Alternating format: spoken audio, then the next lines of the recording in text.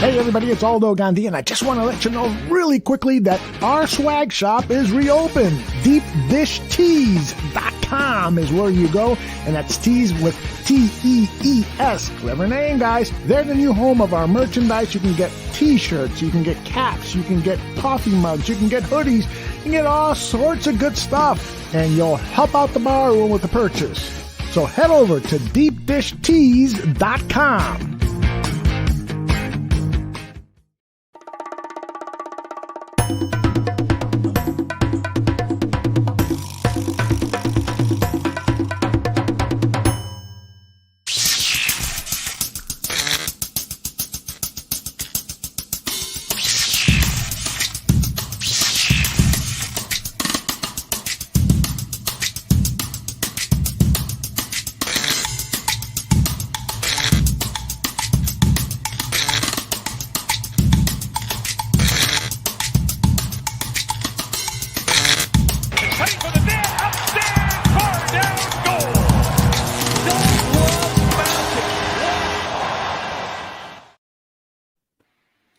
What's up and welcome back to Bar Down Blackhawk Talk, episode number 31, presented by the Barroom Network. My name is Vinny Parisi, and I'm here with my brother Joey Parisi and my cousin Frankie Mueller.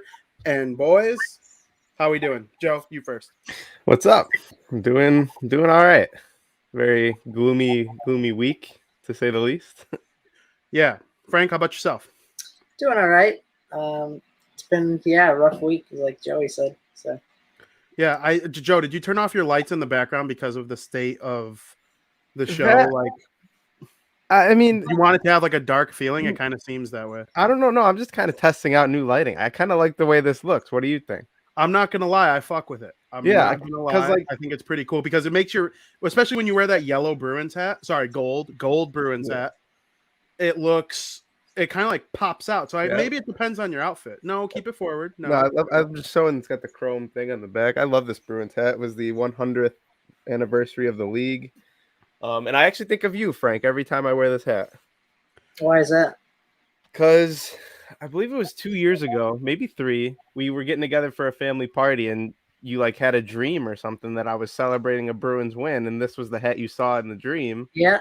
And sure as shit, we watched that game together that day at the family party on an iPad or something, and the Bruins won 2-1 over the Arizona Coyotes, where Anders Bjork had, I believe, the game-winning goal.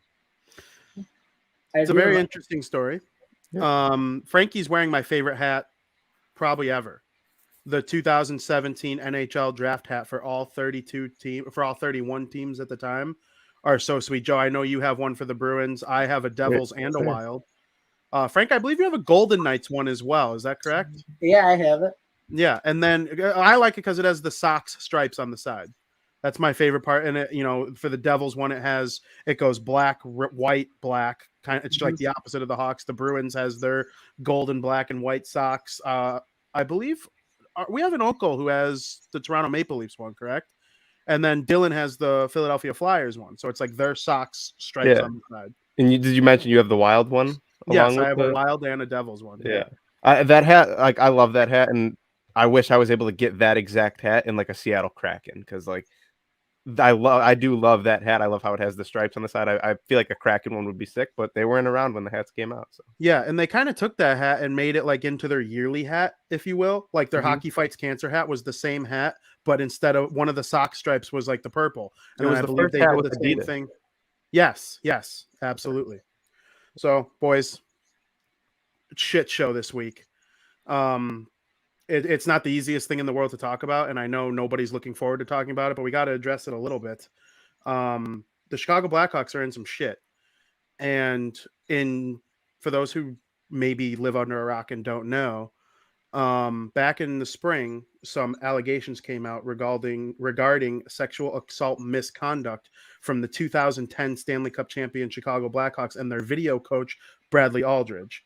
Well, the findings came out yesterday, and the organization and the legal firm had a press conference to announce their findings.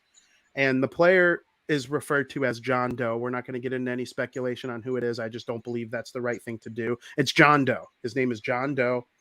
And in the press conference, the team did announce that Stan Bowman, the general manager, and Al McIsaac, one of the assistant general managers, are out. Kyle Davidson is in. And they reported that many different people were in a meeting about an hour after they defeated the San Jose Sharks. I'm being informed right now. I forgot to throw it over to period number 1, but we're just going to skip that today. Yeah, it's fine. We're in period number 1. You don't need the graphic. We'll get the graphic for period number 2. It came out afterwards that, they had this meeting after defeating the San Jose Sharks in the Western Conference Finals to advance to the Stanley Cup Final. And it involved guys like Jay Blanc, Stan Bowman, John McDonough, Al McIsaac, Joel Quenneville, Kevin Cheveldayoff, Jim Gray.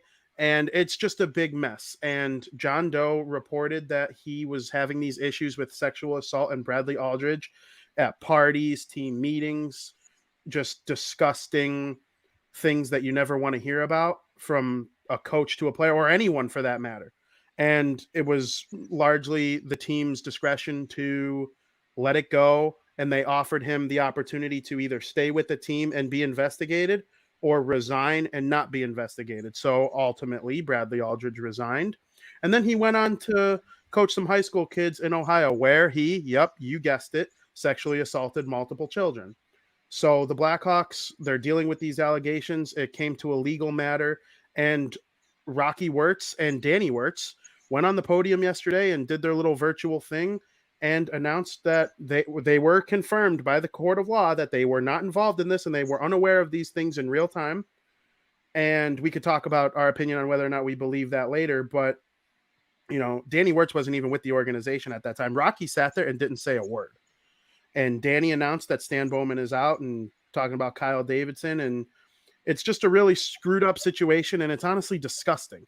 And I'm ashamed to say, that 2010 team kind of made me fall in love with hockey. I might not be doing this show if it's not for that team. So just the shit stain that is involved with that team right now, it's disgusting. And I would like to say that I'm sorry to John Doe and all the victims that were allowed for this to happen by the Blackhawks not taking their due diligence in 2010. My thoughts are with the victims, of course, right away. But, I mean, it's going to cause a ripple effect because now Joel Quenneville is the coach of the Florida Panthers and Kevin Cheveldayoff is the GM of the Winnipeg Jets. And they're both quite good at their jobs. They're both quite successful at their jobs right now here in the year 2021. And they might be let go soon. Right before we went live, Pierre LeBrun of TSN, or I believe he's with The Athletic now, he announced that Cheveldayoff is going to have a meeting with Commissioner Gary Bettman on Monday. So you never know what comes out of that by the time Monday rolls around. We might be talking about a Winnipeg Jets, firing or lack thereof by our show next week. And it's just probably the darkest day in the history of the Chicago Blackhawks. And they're going to try and move forward with Kyle Davidson, and we could talk about that in a couple minutes. But, I mean, Frank, you're the biggest Blackhawks fan on this panel. And, me and Joey love and respect your Blackhawks opinion. You might be hurting a little bit today as a fan. Truly understand. I am as well. And, you got some thoughts on them. Go for it. Yeah, it hurts for sure. I'll always be a Blackhawk fan. And as you talked about on that 2010 team, what happened was just terrible, and it was very bad. And the fact that nothing was said about it kind of surprises me because I thought the Hawks would have done better than that. And if something was said or done about it, how many things it would have fixed today that wouldn't have happened today, Stan Bowman would probably still have his job, and something that serious needs to be said right away, immediately. But you talk about it, if it's like ruining the 2010 team or whatever. But if you look at it, the players of today, I don't believe had anything to do with it, right?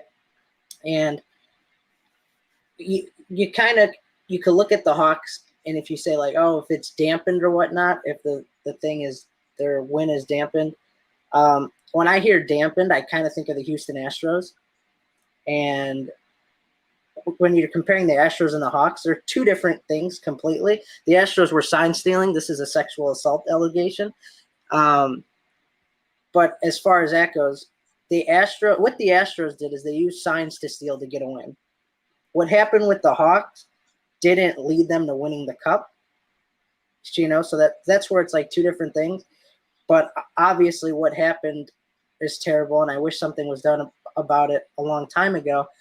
But I just don't want anything to be taken away from the players that were successful that year, Like, if they had no involvement in it and nothing about them were involved or whatnot, then their skill and ability and their performance shouldn't be diminished from that year, or even the 2013 team or the 2015 team. But I just wish something was said about this a long time ago. Yes, I think you make a good point. It really wasn't something that impacted hockey, but it impacted lives, and that is arguably like worse. And, we hope that John Doe is okay now, and maybe I don't think it'll ever like all this, heads rolling in terms of being fired and whatnot. I don't know if that's going to ever bring peace to anyone, but maybe it will slightly. And, that's the hope. But you're right. It's not like the Astros where like it led to them winning baseball games. They would have won the cup if they brought it out. I think they were a better team than the Philadelphia Flyers, and it would have made them look better. And the thing that sucks the most is like we all wanted Stan Bowman out for hockey reasons. And we can't even be like happy that he's fired right now, because the reason he was fired is not a happy reason. It's not like he didn't get fired because trading Panarin for Saad was a disaster. He didn't get fired because he gave Seth Jones a $9.5 million contract for the next 8 years, and he's arguably been one of their worst players. Like, it's because of this, and it's just disgusting, and the whole thing stinks. It's not that it's going to diminish what the players who were successful in 2010 did, but you can't deny that no matter what, you're always going to think of that shit-stained, garbage human Bradley Aldridge, and you're going to see him in the pictures, and his name is on the Stanley Cup, and you're going to remember that lots of people involved that you used to love, like Coach Q, man. Coach Q, really? Like, he's going to get fired by Florida. And it's so sad to me as a diehard fan of the sport. And yeah, it's just tough knowing that all these things were going on during that time and it could have been stopped. And yeah, Joe? Yeah, so I should have been writing down as you guys were talking. There's really quick. Think of what you were going to say. They interviewed about 20 players from that team, and 6 of them claimed they had never heard any of this while it was in real time. But that means 14 of them did. So you wonder which ones, and a lot of people online ripping on guys like Taves and Kane, they were 20 and 21 themselves. And I'm not saying that not saying anything is right, or, like your age gives you no pass, in my opinion. But I also think of, they're about the same age as John Doe at the time. And you think about where you were when you were 21 and like how you would have handled such a serious, harsh issue. And it's just, that's where I'm kind of getting at when I say it's all diminished. Like there's just a stink around it. It's not taking away anything from the hockey point of view. I'm not doing that. Patrick Kane's goal against Leighton to win the Stanley Cup and nobody knew it, like that all is like great. And, they won the Stanley Cup for the first time in 49 years. But yes, that's all hockey related stuff. And trust me, we're going to rip on some hockey related things in a couple minutes here. But yeah, Joe, go ahead with what you were going to say. So yeah, a couple things. I fully expect Kevin Cheveldayoff and Joel Quenneville to lose their jobs. It's in my opinion, the right thing to do. I think it's sickening that it took 11 years for us to have the first conversation about this. There's not much more to say about that. In terms of what you said, Frank, about it being a dampened cup, I completely agree with everything you said. It doesn't, just because you might look at the humans differently as like from a moral point of view, they're not going to change what they did on the ice playing the game of hockey. So I don't look at that cup as being a dampened win, because if anything, someone could argue that having that, controversy presence in the locker room during that time might have made it harder to win the Stanley Cup. Like it's definitely not an easy thing to have in your ear while you're trying to, make your quest for the Stanley Cup. So I don't think it takes away from the skill that we saw that 2010 season, the success that team had as an organization. It's just, you kind of look at him now, like Vinny said, you see him in the pictures, you see his name on the cup, and morally you're going to think, okay, this group you might think a little differently about this group. Yes, I think a lot differently about the group because there were statements from Joel Quenneville about how he didn't want to ruin their chance to win the Stanley Cup by bringing this to the police or whatever it may be. Negative press on that team that worked so hard to get there. And that's wrong. That's wrong. They put winning the cup ahead of somebody's life. And if John Doe would have committed suicide because of depression or anxiety with this whole situation, then people would be like, oh, what, it would kind of change the whole thing. Luckily, he was able to hopefully get some help and figure it out. But 10 years later, it's still clearly an issue. And, Kyle Davidson, he's got his hands full now. And from a hockey point of view, people are going to wonder, like, what does this mean going forward with him? Well, I can probably assume that Jeremy Colleton's days are numbered because of the fact that Kyle Davidson comes from the Norm MacIver tree. And Norm MacIver was kind of pushed out of the Blackhawks organization because he didn't agree with anything Stan Bowman did. And Jeremy Colleton is Stan Bowman's little puppet. And McIsaac's Seattle Kraken player development now. But he's definitely not a Stan guy, and Kyle Davidson aligns with that guy a lot more. So I definitely think there's going to be more changes made to the Blackhawks organization. And let me be very clear, Colleton has nothing to do with any of these things that went on in 2010. He was long gone, or he was even a young guy, probably younger than I am now. Yeah. And, same thing with the current players on the team. A lot of people are going to go to the United Center and boo the Hawks. And let me tell you something. Alex DeBrincat was 11 years old in 2010. Kubalik was around the same age. Seth Jones wasn't much older than that. Like, Marc-Andre Fleury was a defending Stanley Cup champion. Yeah, Marc-Andre Fleury was the defending Stanley Cup champion, and Patrick Kane and Jonathan Taves are probably the only other two in the lineup I could think of that were there. But then there are people saying that members of the Philadelphia Flyers heard whispers of what was going on. That's the team on the other side. So clearly there's a whole bunch of things that came out of this. It's just disgusting. Like some of the things that Bradley Aldridge did to John Doe during these times, and the fact that nobody thought it wise to like bring it to anyone's attention. And then I have an issue with Stan Bowman as well. Stan Bowman released an apology yesterday, or not an apology, like a statement on him leaving. And basically the entire note was him saying what he didn't do in 2010 was John McDonough's fault. He threw John McDonough under the bus so hard.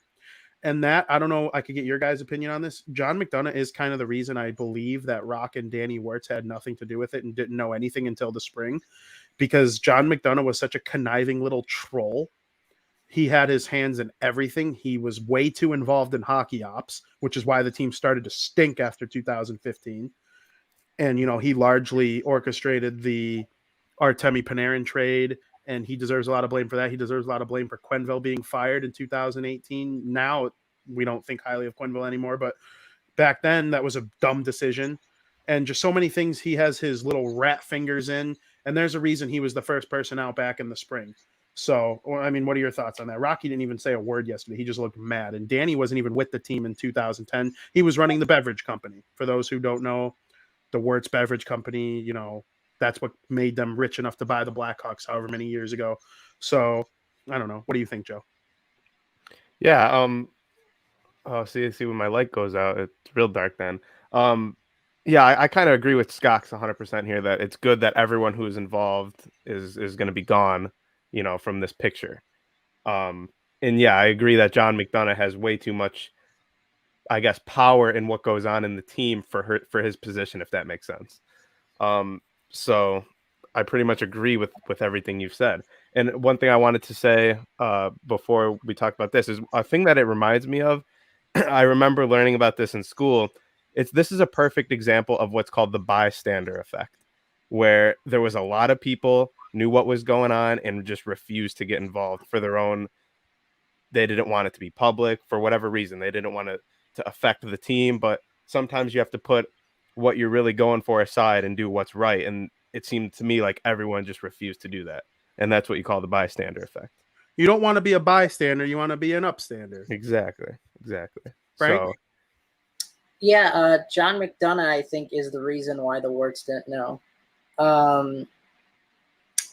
As far as what Joey touched on, yeah, there were a lot of young guys on the team that may or may not have knew. We don't know who. But I think that being so young, they were afraid to say something. But they have to put it in perspective. Like, nothing bad's going to happen to them if they say something. They're only doing good by saying something and bringing it to light. So I think that what John McDonough did was terrible. I think that if he wasn't part of the Hawks back then the Warts might have known, and then maybe something could come out about it. Maybe we wouldn't be talking about it right now if the Warts have known. And and there's pretty much proof that it would have made a difference if action would have been taken at the time, because after his time with the Blackhawks, he went on to go coach college, and there was high school.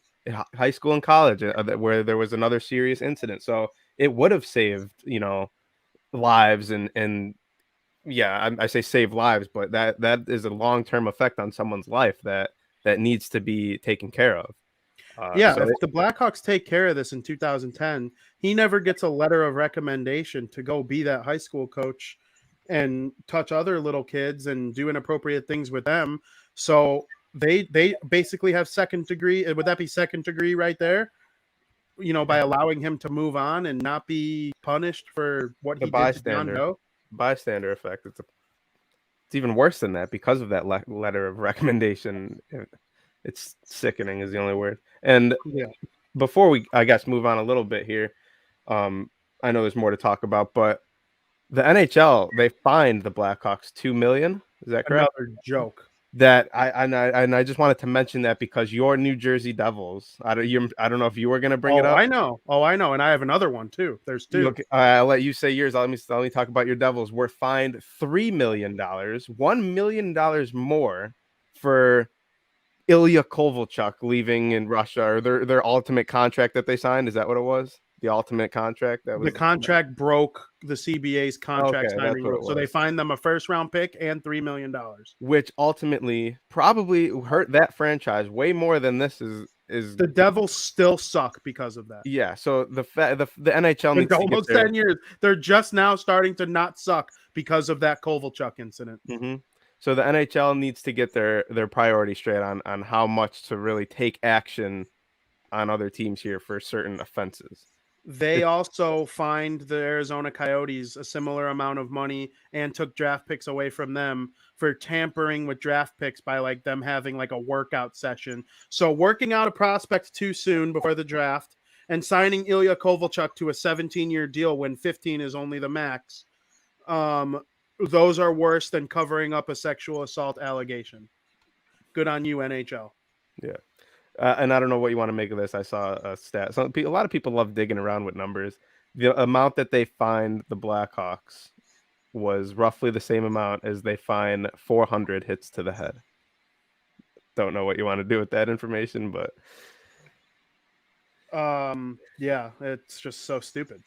I do know that if Jay Blunk, Stan Bowman, John McDonough, or Al McIsaac ever want a job again in the National Hockey League, they need to have another one-on-one meeting with the commissioner. I almost said Commissioner Bettman. If Bettman's not the commissioner 10 years from now, whatever the commissioner is, that rule is in place that they have to do that. This sucks, man. It's so dirty. It's just a dirty thing. I watched the entire press conference yesterday, and I'm not trying to brag or anything, but I read almost the entire report. It's 107 pages. The last 30 or so are just credits, but I read the first 20, every single word. And then for the next, however, up to page 68. So the next 48 pages, I just skimmed through and brushed through and read little paragraphs here. I read the Joel Quenneville stuff. I read the Shovel Dayoff stuff. It's disgusting. I kind of encourage people to go read it just so that they're informed before. The only thing I'll say, don't go on Twitter, read a couple lines from certain reporters or beat reporters or me or Joey or Frankie, anyone. Don't do that. Read the thing and get your facts straight because there's a lot of serious information in there. But I will say, reader discretion is advised. It is not pretty. Yeah. So we're going to do the impossible thing here. And, I think we've said everything we need to say. Frank, do you have any closing statements on what went on with the Blackhawks other than the fact that you're just disgusted and want to puke on their face? Yeah, I mean, there's nothing really left to be said. I think we touched on it pretty well. Obviously, things have to go forward. Nonetheless, they're a hockey team, and they got to deal with what's going on, and the fans got to deal with what's going on, and we just got to move forward now and with everything that's going on. You know what I mean? Yeah, for sure. So, and yeah, that's very well said, Frank, because I agree. Like, this fan base specifically, it's a very passionate fan base. You can ask anyone. This team wins the cup, and this city is up in arms. They love it. It's a historic franchise. It deserves well. And this is just something that as a franchise, the fan base are going to have to overcome. It's a very, very, very shitty situation. But, I mean, I'm not all for the idea of, like, Hawks fans just abandoning this team. They have right now to make it right by, rehauling and doing pretty much what they're doing. It's just a shame it took so long. But this is a passionate fan base. So, I mean, they'll get through this. Who knows what's to come, but all that fucking stink from 2010 in terms of front office is gone. As of Stan Bowman and Alex McIsaac's departures, every single person in charge from 2010 on is gone. McDonough's gone. Jay Blunk is gone. Gary's gone. Quenneville, they're all gone. So let's see what Kyle Davidson could do for the rest of the season. He's going to be the interim GM. As I mentioned before, he is an Al McIver product. So he might fire Colleton. He might move forward. This organization does need to get rid of the stink that's going to surround it for the next 2 to 3 years now, maybe longer. Bring in someone like Eddie Olczyk. Bring in Kevin Weeks. Bring in someone who's just a good dude and turn this shit around because, quite frankly, everyone's tired of it. You already had the issue with the logo and the name and, the indigenous community, and they fixed it. It's all, they're going to keep the logo, and a lot of people adore the logo, and that's fine. But, I mean, there's just a lot of shit associated with this team in the last 5 to 10 years, and it should be celebrating how great they've been on the ice. But instead, we're talking about this. So bringing good people and good results will follow. That's my theory on the whole thing. And with that, Joe, get that trigger finger ready because we are going to send it over to period number 2.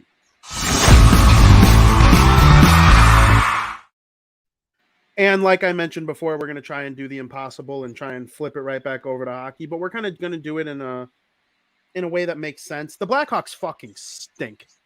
They're a trash bag team right now. They are 0-5-1. You wonder if knowing all this was coming was part of the reason they're so bad. But, I mean, Stan Bowman's gone, and he's just off the ice, we know why he's gone, but he should have been gone for hockey-related shit 5 years ago. I mean, he's been a terrible, terrible GM. So, Joe, I'll start with you. Stan Bowman as a hockey GM gone. Why is that good? What mistakes that he made pissed you off? Go for it. I mean, where to start with what mistakes has he made to piss you off? I guess trading Panarin was the kickstart in, okay, what is this guy doing? You gave him the benefit of the doubt. Firing Joel, was that the right move? We see how great Joel is. I mean, I'm saying from a hockey standpoint, obviously, I don't think Joel's going to have a job this weekend over in Florida, but just failed to accept his 3 cups and start a proper, I don't want to say rebuild, but there's better ways to form a competitive hockey team than what he's done in the past 5 years.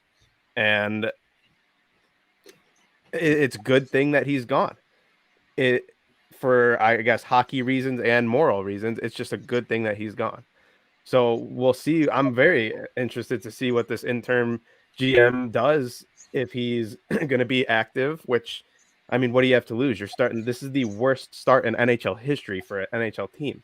They have not led at any point this season. NHL record. When it got to 350 minutes, it became an NHL record. That is just unacceptable. They need to make changes right now. And hopefully it starts sooner rather than later. So, Frank, your final FU to Stan Bowman. What pissed you off? Well, I think when the Hawks were so successful over the past 8 to 10 years, I think the power started to get to his head. He's got a big head. We've seen that with all the trades that he wheeled and dealed. Joey touched on the Panarin trade. That really pissed me off. I mean, he traded Saad when I thought Saad shouldn't have been traded too. Pissed me off. He lost 3 Brandon Saad trades. It was terrible. I hated seeing it. I mean, there were so many good players the Hawks had that let go. And I'm like, why? I mean, I understand you wanted to change and go through some sort of a rebuild, but it could have been done a completely different way. I didn't like what he did for the rebuild. None of it was successful. I mean, we're sitting here now. The Hawks are 0-5-1. So, I mean, how good really was it? Nothing good came out of it. So, I mean, now that Kyle Davidson's in, hopefully we could start a new era for the Hawks, and hopefully they could get their act together. I mean, this team's 0-5-1, and they shouldn't be based on all the talent they have. And it just really pisses me off, and I'm heated right now. Everyone was so excited for this season. We were so ready to, like, the Hawks are going to get off to a good start. They really have a realistic chance to make the playoffs here, and it's just been the exact opposite of that to start the season. Another thing about some of the moves he's made over his tenure of general manager, I feel like him over all 30 other GMs that have been in the league during his time, he often brings back players who were already with the organization, and that just doesn't really work. Like, what player came back and just had a great second run? And he's done it with a lot of players.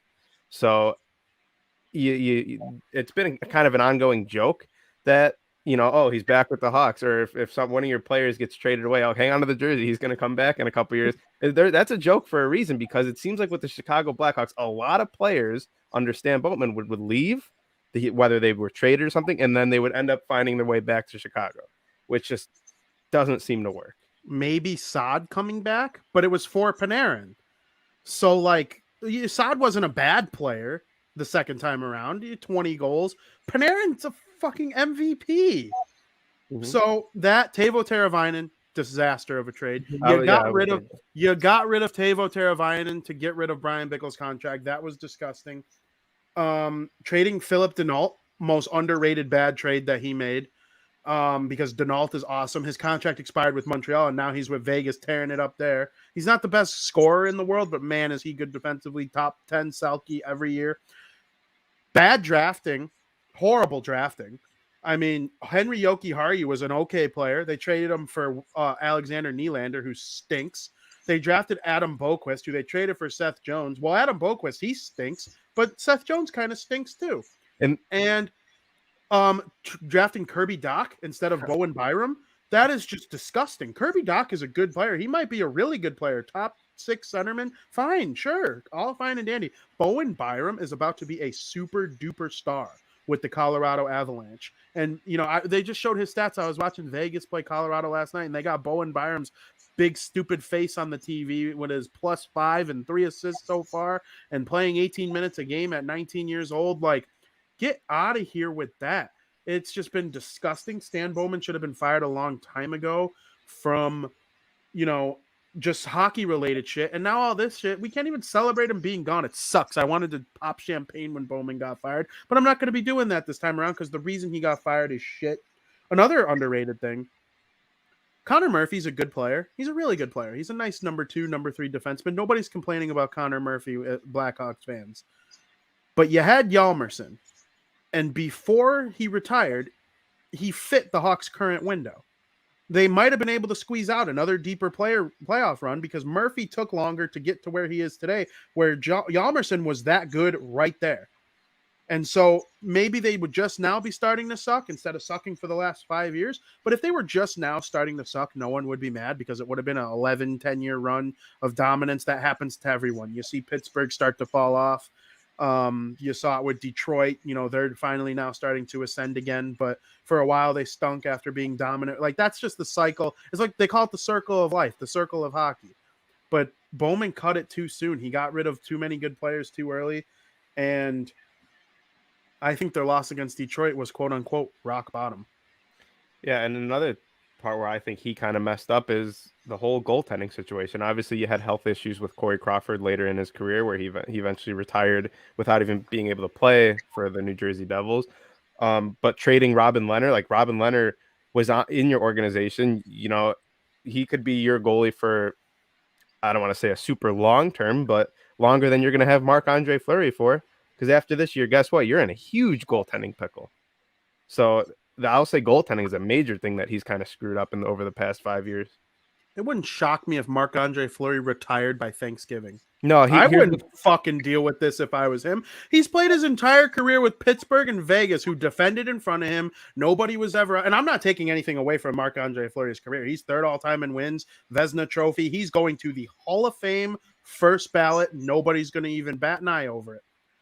But you can't goaltend when the team in front of you just gives up 2-on-1s 2 out of every 3 shifts. And that's what's happening. All I got to do is watch the game. This guy is facing a barrage of shots. Carey Price in his prime, Henrik Lundqvist in his prime, Martin Brodeur in his prime, Tuukka Rask in his prime. They're all sucking with an .890 save percentage on this current Blackhawks team, and nobody's going to convince me otherwise. Frank. Yeah, when Fleury's gone, obviously the duties will be held on Lankinen, I think. But, I mean, Lankinen hasn't been the best goalie either. Something with their goaltending needs to change. Because, like I said, 0-5-1, they should be a lot better than they are now. And I'm not blaming Fleury for anything. Like, he's a good goalie. You said that. It's the defense in front of him that needs to improve. And if the Hawks had a good defense, things would be different right now. And I don't think that the Hawks would be 0-5-1. But, yeah, I mean, and touching on earlier what we said, Stan Bowman got rid of young players too, which could have helped the team nowadays. I think that they didn't give them a good enough chance with the Hawks. But goaltending is a huge issue right now. And you say Fleury may be gone by Thanksgiving. I hope he's not, because if the Hawks could really get their act together, then I think Fleury has a chance to help improve this team and get the Hawks back on the right direction. Yeah, I don't know. It's not necessarily a prediction that Fleury is going to retire midseason. I actually am leaning no, he's not going to do that. He's too classy for that, and Marc-Andre Fleury is one of the best dudes to ever play from a human being point of view in the history of the National Hockey League. I firmly believe that in my heart, that he is one of the nicest men in the history of humanity. If there was a humanity Hall of Fame, he'd make it first ballot as well.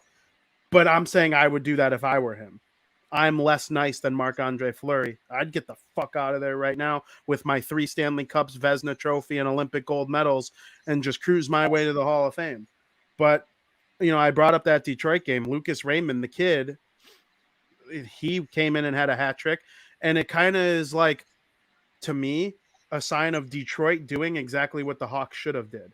So in 2019, the Hawks put out a letter saying, okay, you kind of in the New York Rangers model. The Rangers did this too, putting out a letter like, hey, you might see some familiar faces depart, but we're going to bring up some nice young kids, and, you know, it's gonna be painful at first, but, you know, we're gonna get the right young people in here, and it's gonna go a long way.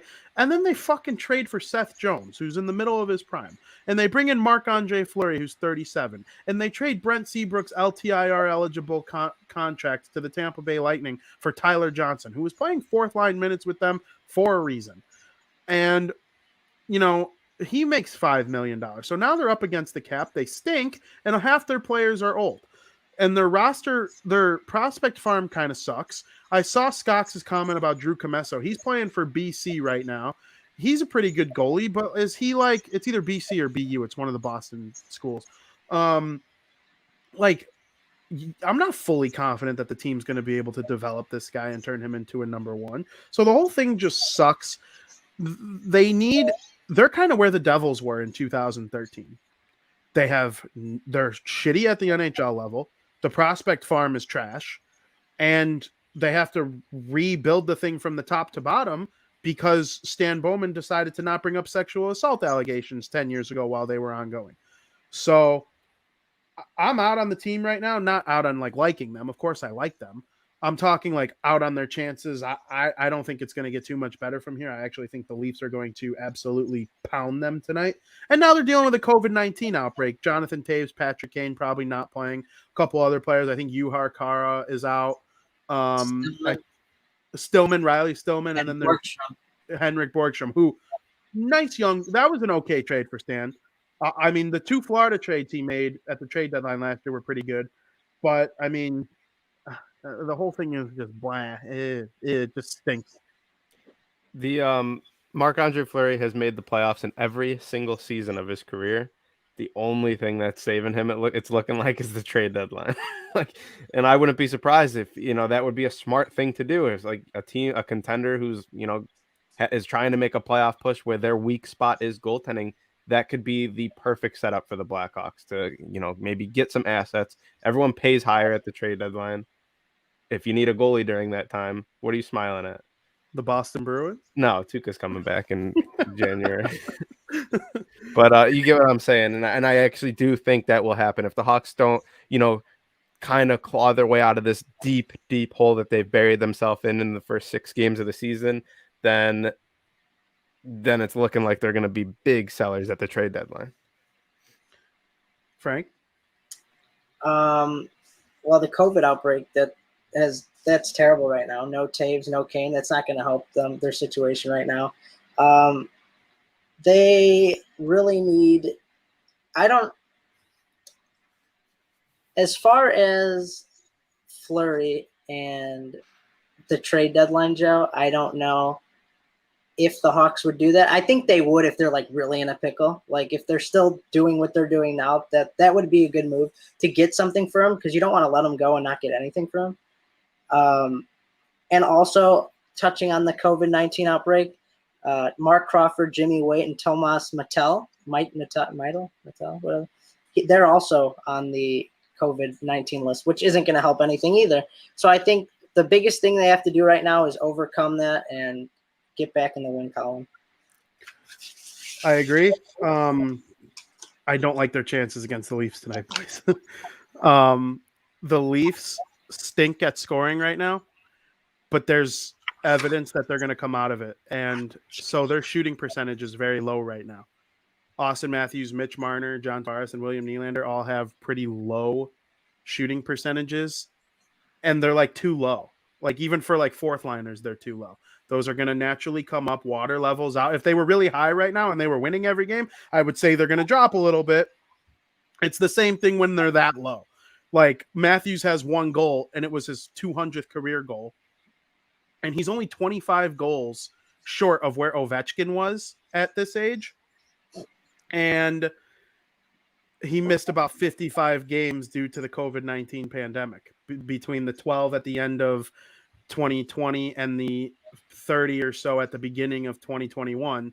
So he's actually right around the same pace as Ovechkin. He could challenge for one of those all-time great goal scoring lists. And I just think so highly of their offense, and it's going to carry them in the regular season. They're going to be a better regular season team than they've been. I don't think they have any chance to go anywhere in the playoffs anymore, but they're going to be a good regular season team. And if there was a team to get them off the schneid offensively, it's the no defense playing bad in their own zone Chicago Blackhawks. And then let me tell you what happens if the Leafs score 6 tonight and then go on to play the rest of their schedule against the Atlantic Division. They're going to start scoring more. This is going to wake up the beast. I'm sorry. I don't like the Hawks tonight at all. I hope I'm wrong, because the Hawks need a win more than they need air. And then following the Hawks is the Carolina Hurricanes at Carolina on Friday, Cup contender. At St. Louis Blues on Saturday, Cup contender. And then versus Ottawa on Monday, who most people probably think Ottawa stinks. Ottawa kind of reminds me of Detroit. They're both 2 teams that probably will be bubble teams, but ultimately miss the playoffs by 7 or 8 points probably by the end. But they're going to make things damn hard on you every single game you play. That Brady Tkachuk is going to piss you off. Matt Murray, he got hurt, so we'll see what happens with their goaltending. But they got Shabbat, who's a very good defenseman. There's just so much good over there, Frank. I know you smile when I say Shabbat. It makes me laugh every time. But, thoughts on the Leafs, Frank? Go first. I'm not high on the Leafs. I think they're a little shaky right now, but they were also without Matthews. I wouldn't be surprised if the Hawks win tonight because they're going to win games they should. They're going to lose games they shouldn't. They've lost games they shouldn't, but we've yet to see them win a game that they should. And I think tonight may be the night. I mean, Toronto's been heavily favored in a lot of their matchups, and they still find ways to lose. Like I said, they didn't have Matthews, and then I know you talked about Carolina and St. Louis, who are combined 10-0. They haven't lost, tough games. And Ottawa, to me, is a little shaky. Ottawa's been playing decent, but, I mean, it's early in the season. Things could change. As far as going back to Toronto, if they win tonight, not going to be that surprised. But they have 4 games this week before our next show, right? And I think with this tough of a schedule, realistically, if they need to get back on track, they need 5 out of 8 points. Realistically. I'd like to see them get all 8 of 8, but that's not going to happen most likely. But they can't go deeper than they are. They can't get in a deeper hole than they are now.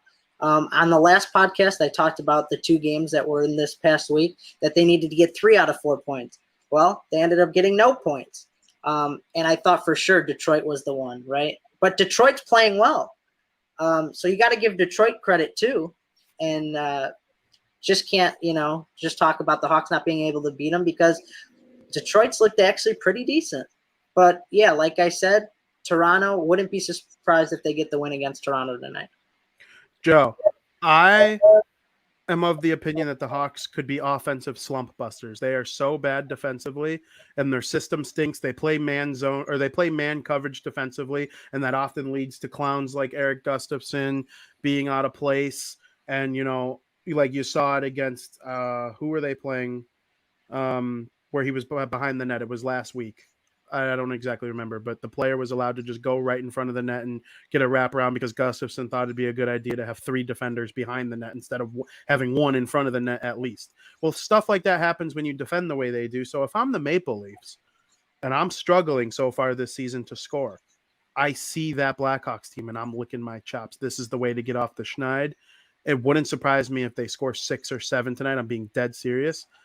And you're the Leafs hater of the podcast. Frankie's not high on them from a hockey point of view. You're not high on them because if you could delete them, you would. But in all seriousness, tonight, Hawks, yeah, no, Leafs. I'm very unbiasedly serious in everything I'm about to say. It was against the Islanders where they broke down behind the net. Yes, it was Bavillier who scored the goal that I'm talking about. I fully understand your argument, Frank. I fully understand yours. Here's mine. The Leafs have 2 wins this year. They're 2-4-1. We all know how bad Montreal is to start the season. They couldn't score a goal. The Leafs' first win was opening night versus Montreal, 2-1. They were only able to score 2 on this Montreal team. Their next win, Frank, I agree with you. I'm not too high on Ottawa. They beat the Ottawa Senators 3-1. Okay, in the past 3 games, they gave up 4 goals to Carolina, like you said, Vin, Cup contender. They gave up 7 goals to the Pittsburgh Penguins, 5 goals to the San Jose Sharks the night before. The Leafs can give up goals as good as anyone. I think every single person in this Blackhawks lineup tonight is playing for those fans. They know the shit that they're dealing with right now. Not a single person in the lineup tonight has anything to do with the bullshit that's in the media right now. I think this is a good thing for this current Blackhawks team. It's now, to them, they're looking at it in the locker room. The leaders of this locker room are going to be, it's water under the bridge. We can finally just focus on playing hockey.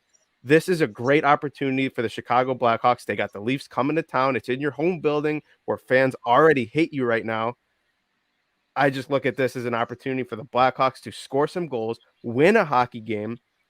You look at the next couple, you got a different story. You got a tough road trip, Carolina and St. Louis, both 2 of the remaining 4 or 5, 4 I think it is now, 4 undefeated teams left in the National Hockey League.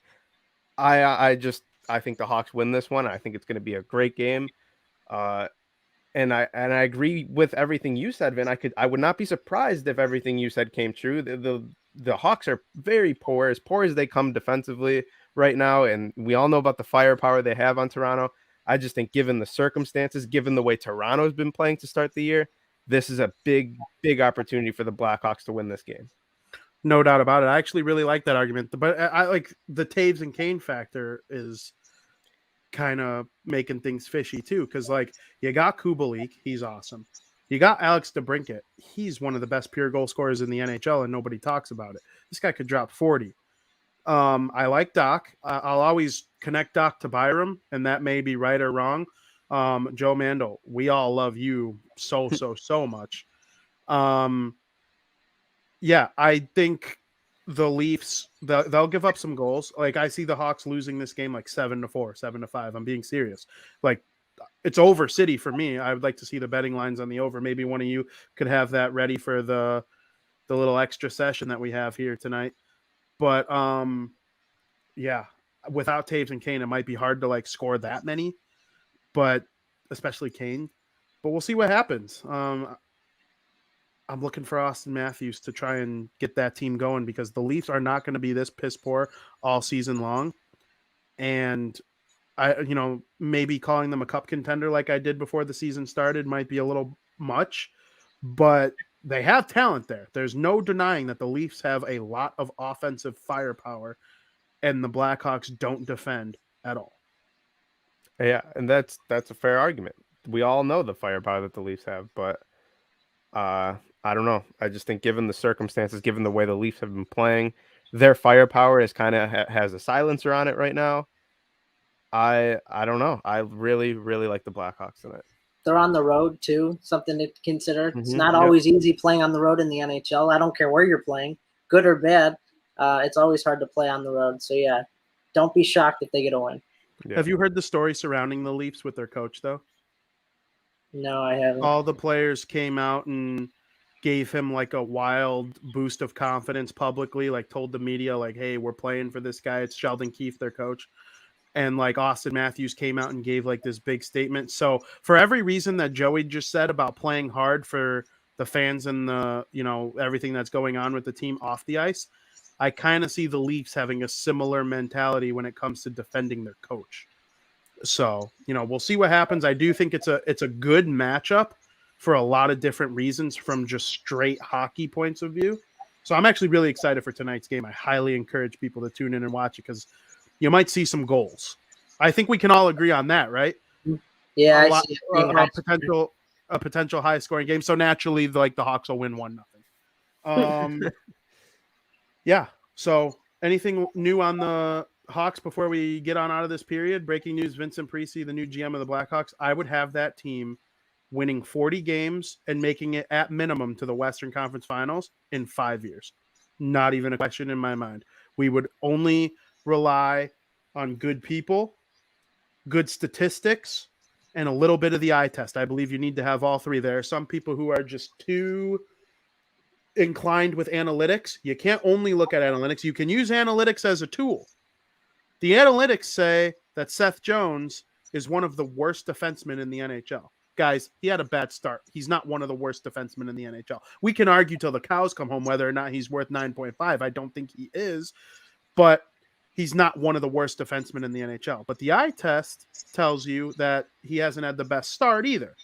But to call him like a bottom 5 defenseman in the whole league is just stupid. So there are a lot of different ways to go about it. I don't know.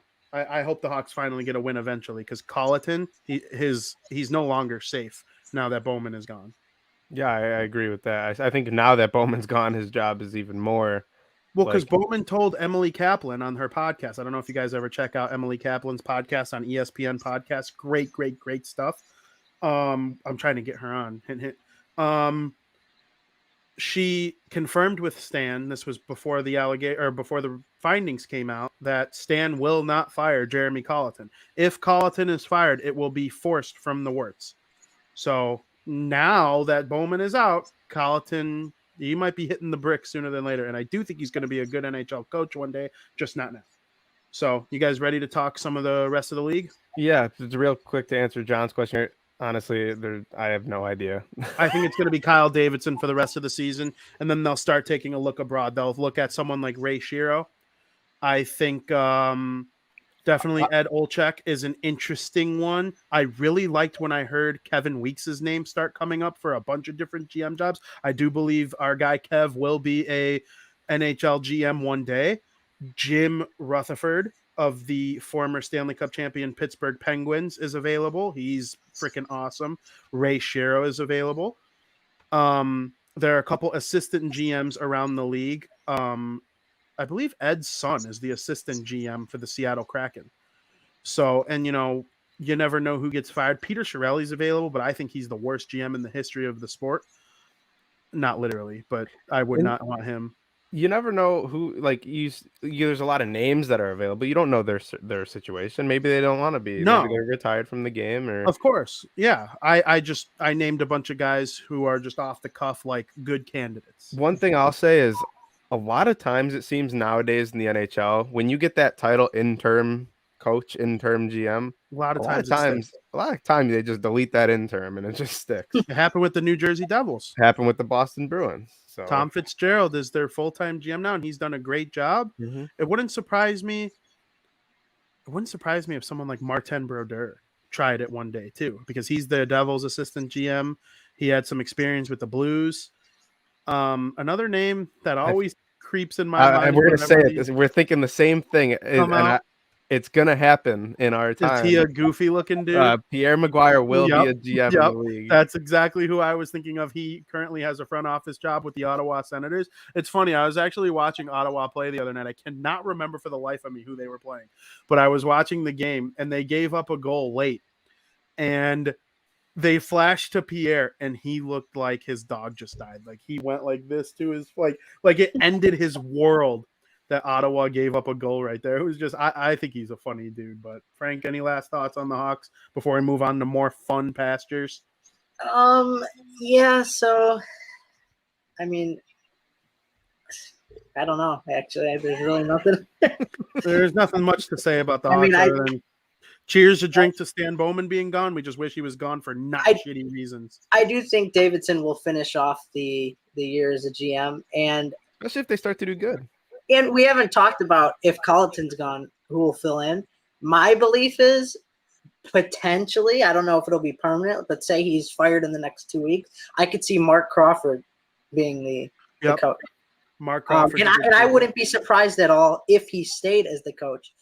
Otherwise, you got to go out and get a veteran coach somewhere, which they're available somewhere. But Bruce Boudreau is available. I think he'd be an okay fit. He's taken veteran teams like the Blackhawks to the playoffs before.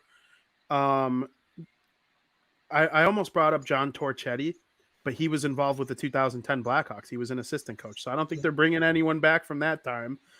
John Tortorella is also available, and I think there's an article going up on thewindycity.com tomorrow about why that would be a terrible idea, because Tortorella, accomplished coach, got a couple Jack Adams awards in his career, won a Stanley Cup with the Tampa Bay Lightning in 2004, made plenty of deep playoff runs with the New York Rangers and the Columbus Blue Jackets. But I just don't think he fits this Blackhawks team. They're too soft for him. And if you ever want to get more out of Seth Jones, bringing back Tortorella into his life probably isn't the way. So out on Tortorella for the Hawks, but there are some other options for behind the bench. It also wouldn't surprise me if they go the college route. Yeah. You saw the Kraken go to Dave Haxtell, who was an assistant with, I want to say it was Montreal, after leaving the Philadelphia Flyers, where he had no success. And, we'll get into the Kraken in a minute here, but there are plenty of options for the head coach. Maybe David Quinn gets another shot as a head coaching job. That's certainly possible, but I also think David Quinn is a bad person to hire for this Blackhawks. See, this Blackhawks team just needs such the perfect coach, because you don't want a guy who just praises the veterans too much, because they have a lot of young players that need developing, like Doc and DeBrincat and Borgstrom, and eventually they're probably going to try and call up a bunch of their other prospects. You also don't want someone who just sticks to young guys and abandons and pushes out guys like Taves and Kane and Fleury. So it's just a mess. It's a disgusting team to be affiliated with right now. I hope they figure it out soon. Let's talk about some more fun teams. Get that trigger finger ready. It's always ready. Put me in period number 3.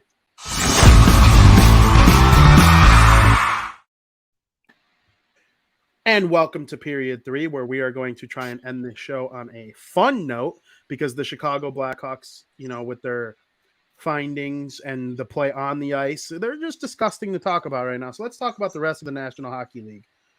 The Seattle Kraken on Saturday night had their home opener, and guys, that place was fucking loud, bro. Their first goal, scored by Vince Dunn, you couldn't even hear the horn because we were at a Halloween party. Yeah.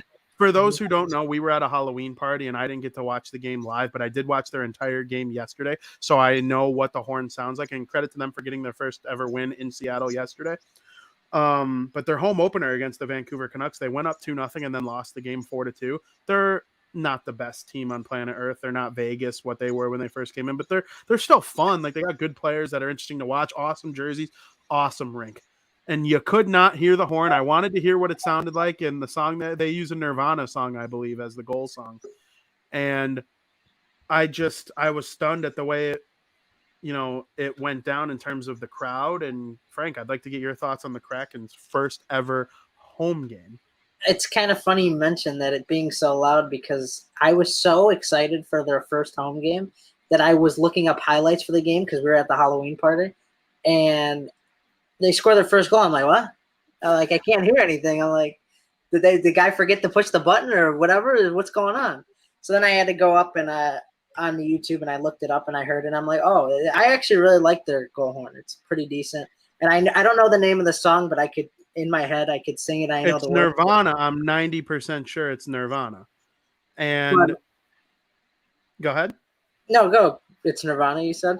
Yeah, and I was going to say the horn sounds like a mix between Tampa Bay's goal horn and like Vegas's goal horn. Like, it has it's got like a little that Anaheim in there too, like that tugboat. Yeah, like a tugboat, but like SpongeBob's alarm clock or something like. Yeah, but there's like a buzziness to it too at the same time, right? There's like a buzz to it. Yeah, yeah. It's it a good goal horn for a long time either. It's just kind of like and then it bleeds in. I think it needs to be louder. Like, yeah, the building was just so loud. The building is loud, but even yesterday, like, yeah, it was still. I mean, I love seeing a packed house and two games in the history of the franchise, and this building is packed. I just think we're seeing from Scocks in the chat that Nirvana is from Seattle, which I did not know. So that's actually sick because I love Nirvana. I'm a big Nirvana fan. I listen to them in my free time quite frequently. So hearing them being associated with hockey now is pretty awesome. Yeah, I think it needs to be louder. Like, because even yesterday, they score their fifth goal, and you're not going to cheer as loud for a fifth goal as you did the first goal in franchise history in that building. And it's still it's just not that like it could be louder. Like, you want a nice pulsating horn. The acoustics. Yeah, crank it up, right? I don't know. Yeah, my favorite horn in the league is the Bruins because it's just so freaking loud, and when they score, like it's a solid horn. It's a solid horn. I like the Devil's horn too. I really do like the Devil's horn too, unbiasedly. Like, it was the horn they used in NHL for a long time for everyone, and then they started adding every single person's team into the game. But yeah, I definitely think it's fun. Yeah, I mentioned earlier how I wish I had one of those hats that Frankie's wearing in a Seattle variant of it, because I think this is one of the best looking teams on the ice in the entire NHL. These jerseys, the sock setup, Grubauer's mask is fucking sick. Everything about this team is one of the most well presented on the ice. I love it. Yep, Seattle's good. I think the record will improve. I honestly think a new franchise is not going to start off like Vegas did every single day. They were 7-3 in their first 10 games, and they were winning. They were winning with assholes in net like Oscar Dance and Maxime Lagacé because Marc-Andre Fleury and Malcolm Subban all got hurt both in the beginning. Like, that team was just weird, man. Yesterday was great for Grubauer. You're playing a shitty Montreal team. I could go on for days about how bad Montreal is, but like you said, sometimes you just need a game against one of those teams to really get your guys going, build some confidence in a guy like Brandon Tanev. Ryan Donato had a beautiful breakaway goal late in the game. And Philip Grubauer. And Philip Grubauer making 23 saves on 24 shots. That's got to be a confidence booster after he's not had a great start to his season. But yeah, Brandon Tanev is electric. Who does Brandon Tanev remind you of? Why? What are you gonna say? Are you gonna I say a get baseball player? no. I get Oh, Andrew Shaw vibes from him. oh. He's I thought you like were gonna just say a like Liam gritty Hendriks. dude who could score some goals, He's kind but of he goofy. also, yeah, he's like a goofy dude. Like he probably doesn't shut up in the locker room. He's just got Like, that look to him. yeah, and like you want to go out for a beer with that guy. Mhm. Yeah, and he kind of embraced the Penguins picture with his eyes wide Yeah. open, and he did the same thing in the Seattle picture, and it's kind of his thing now. And you got guys like Kasperi Kapanen mimicking the picture with his picture with the Penguins. Yeah, I love it. It's good. It's good stuff. Yeah, definitely a Um, tough guy to play against, and you need those type of guys in your lineup. I would like to see more. Like Jordan Eberle had a goal yesterday. Jaden Schwartz had an assist, I believe. More out of that, top line that they formed, but we'll see. yeah, I mean, McCann Eberle has a great scored. start to his. Eberle scored. I believe it was in the first minute of the game. Like it was that quick, and Mhm. that game was just off and running from there. Brian calls Tanev a grinder. He's like a modern day version of what a grinder is. Yeah. Like he's not out there to like fight someone who hits Eberle the wrong way, or someone who messes with Schwartz. He's like just a gritty dude who just pisses you off, but he also has that offensive touch to his game, and you need that in the modern day NHL. So moving on, not trying to get too much back into it, but there is going to be hockey related fallout in Florida and Winnipeg based on the Bradley Aldridge allegations. First, I'll start with Florida. Joe, they were my Stanley Cup pick before the season started because I believe they have everything you need to win a Stanley Cup. So, in order to win the Stanley Cup, in my opinion, based on everything I've seen in all my years watching hockey, you need a really good goaltender. They have two. You need a number one defenseman. They have Aaron Ekblad. He's amazing. And Mackenzie Weegar's not too bad himself. You need a top line, two-way Selke type centerman. They have that in Barkov, who I would take top 5 in an NHL redraft. And they have Jonathan Huberdeau, who is one of the top 20 best offensive players in the NHL. So if you are able to build around that with a couple veterans, maybe some young guns, Carter Verhaeghe's really good. They got Jumbo scoring goals now. For those who don't know, Joe Thornton playing in his 20 billionth NHL season with the Florida Panthers. Joel Quenneville's probably going to be fired by the weekend, maybe sooner. They play the Boston Bruins tonight. Is there going to be drop off from the organization in terms of wins and losses? I still think they're gonna, be one of the powerhouses in the league and in the Atlantic Division. I don't think the firing of Joel Quenneville, which I do think is inevitable, will affect this team too much. I think this team is way too talented to have that coaching change affect it. And just to add to what you said about the team, yeah, they have all those things on top of the depth scoring that they're getting from Sam Bennett, Anthony Duclair. Both of them have 4 goals. The veteranship from Joe Thornton, Frank Vetrano has a goal. Aaron Ekblad has 3 of them from the defenseman. So not only is he elite defensively, he's continuing right where he left off last year as a very elite offensive defenseman. And Sergei Bobrovsky looks like Sergei Bobrovsky from 2016, when he was winning Vezinas over in Columbus. So this team just has it all, no matter who's in goal, whether it be Spencer Knight or Sergei Bob. I don't think that a coaching change is going to affect this talented of a lineup too much. They just need to keep it going. You're not going to win 82 games. They're 6-0, so they will get their first loss of the season tonight. But honestly, I don't see it being too much of a fallout over there in Florida with the shit that's going on with Joel. Do you understand what I mean when I say like building around those things? Like I think of the Kings, right? They won 2 cups in 3 years. Jonathan Quick was their goalie. They had Drew Doughty, and they had a really good number 2 in either Voinov or Muzzin, whoever, depending on what year you're talking about. Anze Kopitar was that two-way Selke type guy, and then you got Jeff Carter, who is like one of the top 20 offensive players and at that time. And so they supplemented it with some good depth by bringing in guys like Mike Richards and Marian Gabrick, and Dustin Brown was the captain. The Blackhawks, Corey Crawford was an elite goalie for 5 to 7 years. Patrick Kane's one of those top 20 offensive players. Jonathan Taves, Selke guy, Duncan Keith, and then Brent Seabrook was the good number 2. I see that happening in Florida, but I don't know. Frank, quick thoughts on Florida with or without Quenneville? Yeah, I don't know if losing Quenneville is going to be a huge factor. They might drop off a little bit. Yeah, it might show in their performance, but I mean, the players are going to play. I mean, they're still good. These players are still good with or without Quenneville. I mean, a new coach will come in and run the team, and I think they'll do well and be successful. I mean, I don't think they'll win the cup. I mean, they're cup contenders. I just don't see it. Not yet. To me, they don't have that story to them. It seems like when teams win the cup, there's a story behind it. Like, you could kind of predict it, you know? Like, everybody thought, like, oh, Tampa's going to win or whatnot. You're getting back Kucherov and, like, oh, here they go. They're going to run the playoffs. They win the cup. I just don't see that with Florida. So as far as with or without Quenneville, it might drop off slightly, but as far as the players go, I mean, I still think they're going to be successful. No matter what happens, here's another thing. No matter what happens, it's gonna look like a drop off. Let's say he gets fired tomorrow, and let's say they beat the Bruins tonight. They're 7-0, and Joel Quenneville still, they relieve him of his duties for obviously off ice related, details. You're not going to continue to win. They're not going 14-0. So every week after going 7-0 is going to look like a drop off because you just can't maintain an undefeated record in the National Hockey League.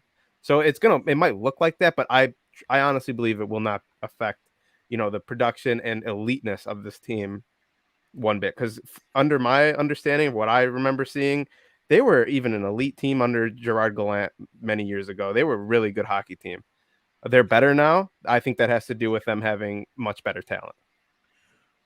3 of the last 11 Stanley Cup champions had a coaching change mid-season too.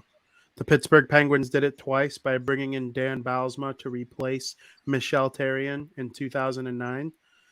And in 2016, they replaced Dan Bylsma with Mike Sullivan, and they went on to win the Stanley Cup. And then in 2019, the St. Louis Blues fired Mike Yeo to bring in Craig Berube, and they went on to win the Stanley Cup. So it wouldn't be like out of the NHL's realm of possibilities for a team to fire their coach mid-season and go on an absolute tear from that point. And I could see the Florida Panthers doing that. I do believe they are good. I'm with Frankie. Like, they might not do it this year, but they're in that window and they have a chance. And yeah, so I mean, we'll see what happens if there's an actual firing. It kind of looks like there's going to be, but we'll see. What about the Winnipeg Jets? So, Frank, I know you know the Jets well, being a Blackhawks fan. They're in the same division. They got great players, Scheifele, Wheeler. They're just loaded from top to bottom, and they're one of the powers in the league. And Kevin Cheveldayoff, their GM, has a lot to do with that. So if he gets fired, I don't necessarily think that will affect the team quite as much as a coach, because Paul Maurice is there and he's doing a fine job and he's a really good coach. And, so maybe their trade deadline acquisitions would be like a little different with a new GM. But for the most part, the on-ice product, in my opinion, would stay the same. So I'd like to hear your thoughts on that. Yeah, I completely agree. With Cheveldayoff, nothing's going to happen on the ice. In terms of that, I don't think it's going to affect the Jets one bit, whereas a coach would, obviously. Even if the coach doesn't affect it that much, the performance, I'd see a GM affecting it like none at all, like 0%.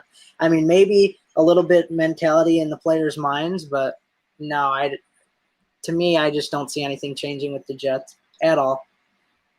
Joe? Yeah, I pretty much agree. There's some questionable moves that have been made. I don't even know how long he's been the GM for. I want to say 2018. So yeah, he made the. I mean, you could say a GM made the trade. A lot of trades often go through a board of a front office. It's not always sure. Just, there's scouting. It's not always just the GM who just makes every single. They decision. take all the blame and they take all the praise. Exactly.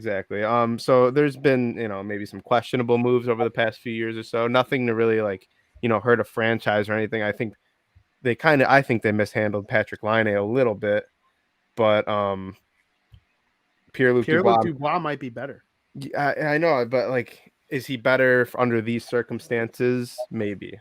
Patrick Laine actually is having a pretty good start over in Columbus. No, So Torts. exactly, He went from a situation he didn't like in Winnipeg to Torts, which was another situation he didn't like. Now he's comfortable, clearly.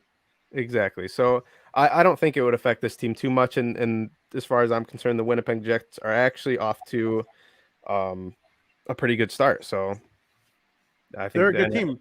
Yeah. Joe, before we brought Frankie on and did our Central Division preview, we definitely both had the Winnipeg Jets making the playoffs. Yeah. So they're a good team. Yeah, and they're getting scoring from I kind of expected it from Nikolai Ehlers. I think he's an elite goal scorer in this league by now. And then Kyle Connor is actually leading the way. And then obviously you have guys like Mark Scheifele, who hasn't been even playing. He obviously missed the first game of the season from last year's suspension, and now he's been on the COVID protocol for the past week. So they've yet to really. The best player? Do we agree on that? I might give it. Might be Connor. Kyle Connor's awesome now. I know. And we're gonna get into the NHL scoring leaders in a minute here. I have them all written down, the top 5. But spoiler, he's in it. Yeah. But so with the slow development of Pierre-Luc Dubois, getting Scheifele back, that when Scheifele comes back, I believe he still plays with Blake Wheeler. This team is just it's doing good. Neil Pionk, I think is how you say his last name. Dude just always gets points.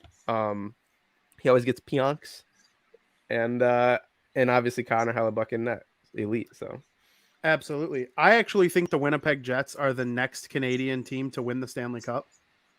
I believe they are in line. Oh, who do you think it's going to be? The Edmonton Oilers? Oilers. Oh, maybe. Connor McDavid. Just give me one thought on that really quick. Really quick. Another really good Canadian team is the Calgary Flames.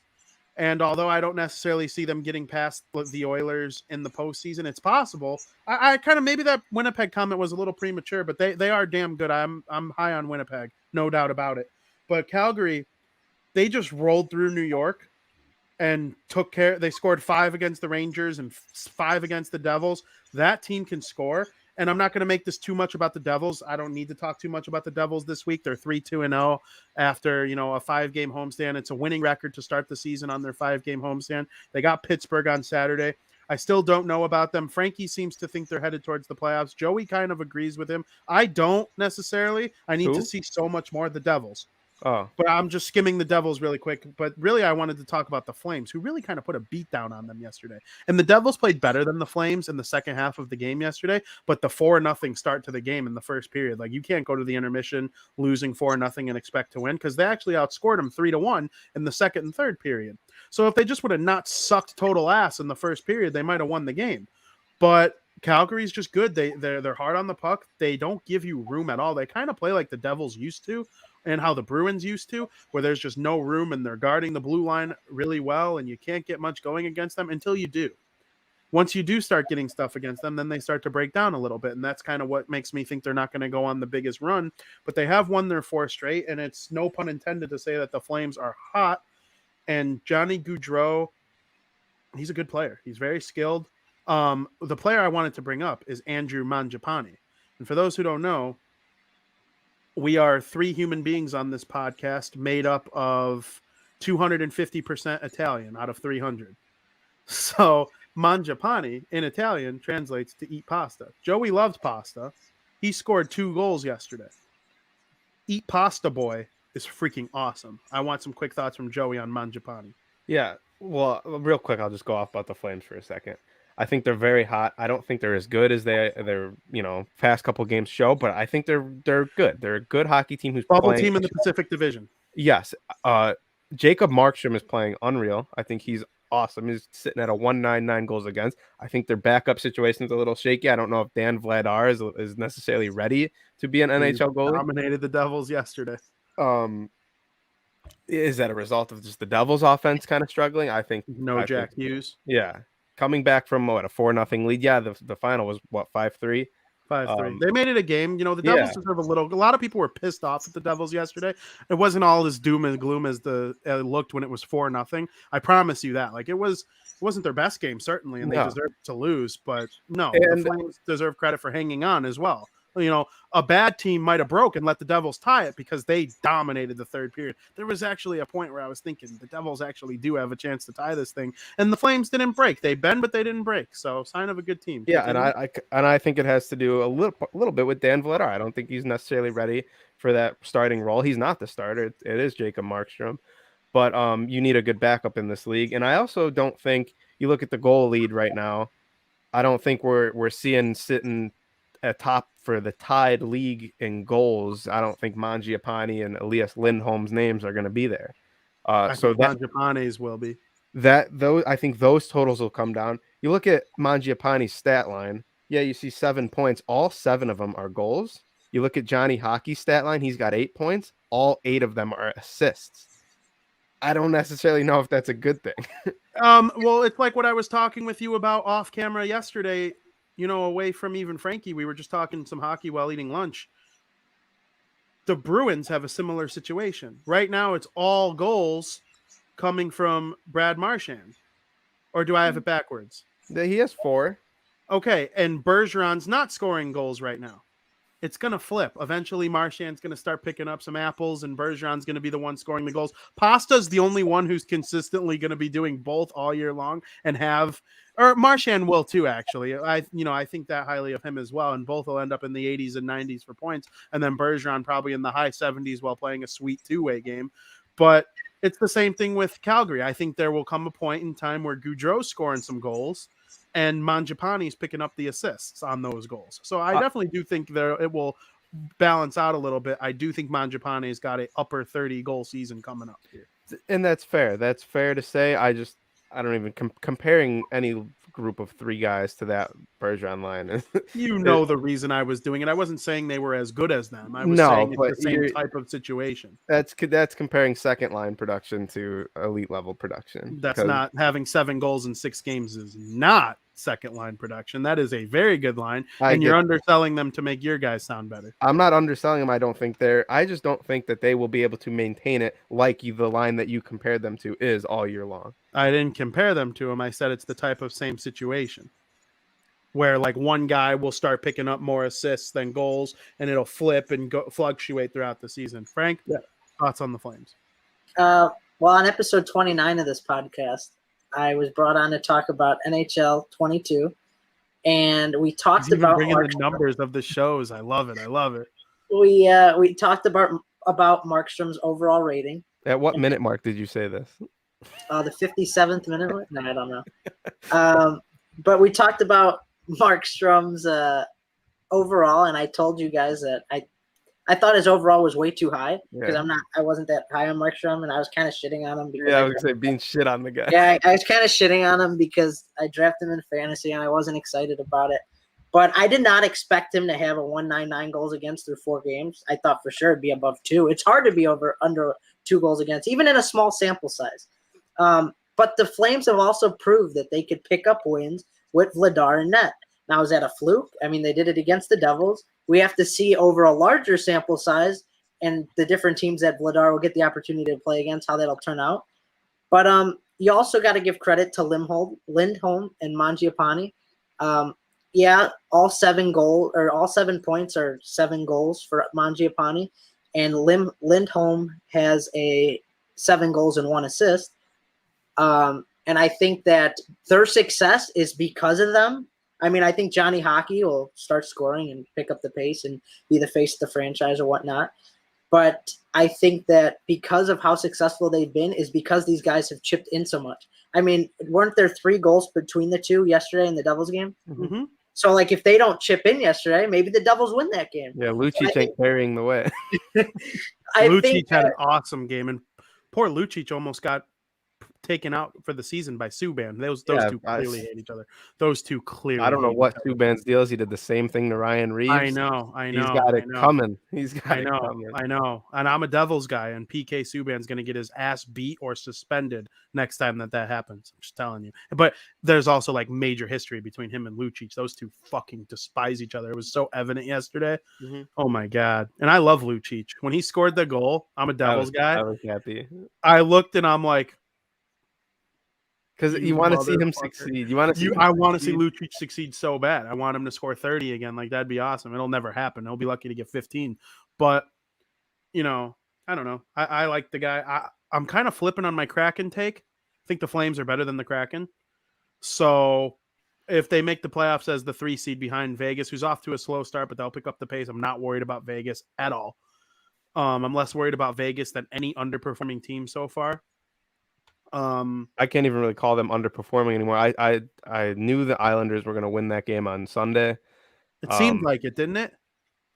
Even though I bet Vegas and looked like an asshole. I was sitting there watching with you guys. I didn't know. Granted, I didn't expect a 2-0 shutout, but I was very confident. I was actually really good on Sunday. I had the Red Wings beating the Hawks, the Islanders going into Vegas, and one thing I didn't have that kind of impressed me was yesterday, Vegas going into Colorado and taking care of business against them. So I agree with you completely. Vegas is not any concern over in Vegas. They're going to figure it out, be one of the elite teams in the Pacific Division, surpassing this Calgary Flames team in short order. Frank, before the season started, me and Joey on the show called the Pacific Division the weakest division, and it still might be, but it's proving to maybe not be as weak as we thought. The Kings, a lot of people thought would be like a surprise team, and they haven't been that good so far this season. But the Ducks and the Sharks have been. So you have the Ducks, the Sharks, and the Flames overperforming. The Kraken are still kind of undefinable. And then, of course, we have Vegas and Edmonton, who we think will be at the top by the time it's all said and done. So I ask you, do you think the Flames have a chance to compete in this division and be a playoff team this season? Absolutely. Like I said, they'll have to stay hot with their goaltending. I think their goaltending is really hot right now. They're 4-1-1. They have a 9 out of a possible 12 points. And that's due to their goaltending, too. I mean, both Markstrom and Vladar both have 2 wins. And as long as Lindholm and Mangiapane stay hot and Gaudreau starts finding his way, getting his act together a little bit, I think, I don't really see them not being a playoff team. I would be shocked if they weren't a playoff team, to be honest with you. All right. I like the take. A team you mentioned, Vin, I just want to show you. I don't know if you saw it. It literally got announced probably 30 minutes before we went on our show. And that's the announcement that the San Jose Sharks were bringing back these jerseys, all black, under Adidas. I'm very excited to see those bad boys on the ice. For the love of salmon sandwiches. For the love of salmon sandwiches, these jerseys are sick. Love of salmon sandwiches. Frank, give me a for love of salmon sandwiches. For the love of salmon sandwiches. I might buy one. These things are just clean. They look great. Fucking awesome. For those who are listening to the audio version, Joey is playing the tweet of the San Jose Sharks, who revealed that they are dusting off their jerseys. They didn't wear them at all during the COVID-19. This is the first time Adidas, I believe, has them. They have those Adidas ugly. had them. They did have them. Adidas had them in 2018-19. Okay. They wore them in the postseason against the Blues, remember? I keep forgetting how long Adidas has been around. They wore them in the postseason against the Blues in the Western Conference Finals. And, man, they're just all black Shark jerseys. They kind of give me what Kraken black jerseys would be like. I do think eventually the Kraken will have a black jersey. I do. I think that would be – every team in the league could make a black jersey look good. I do believe that. Even who's the brightest team in the league. I can't believe the Devils haven't had one to this point. When Calgary used to wear those black ones, I loved them. Yep, they had the black ones, and the one with the horse on it was really cool too. But even like if Montreal found a way to have like a black jersey, like every team in the league would look good in it at least once. There's no telling me. But with San Jose, with the teal, with the socks and the stripe on the wrist pad here, so sweet. Frank, you like the jerseys?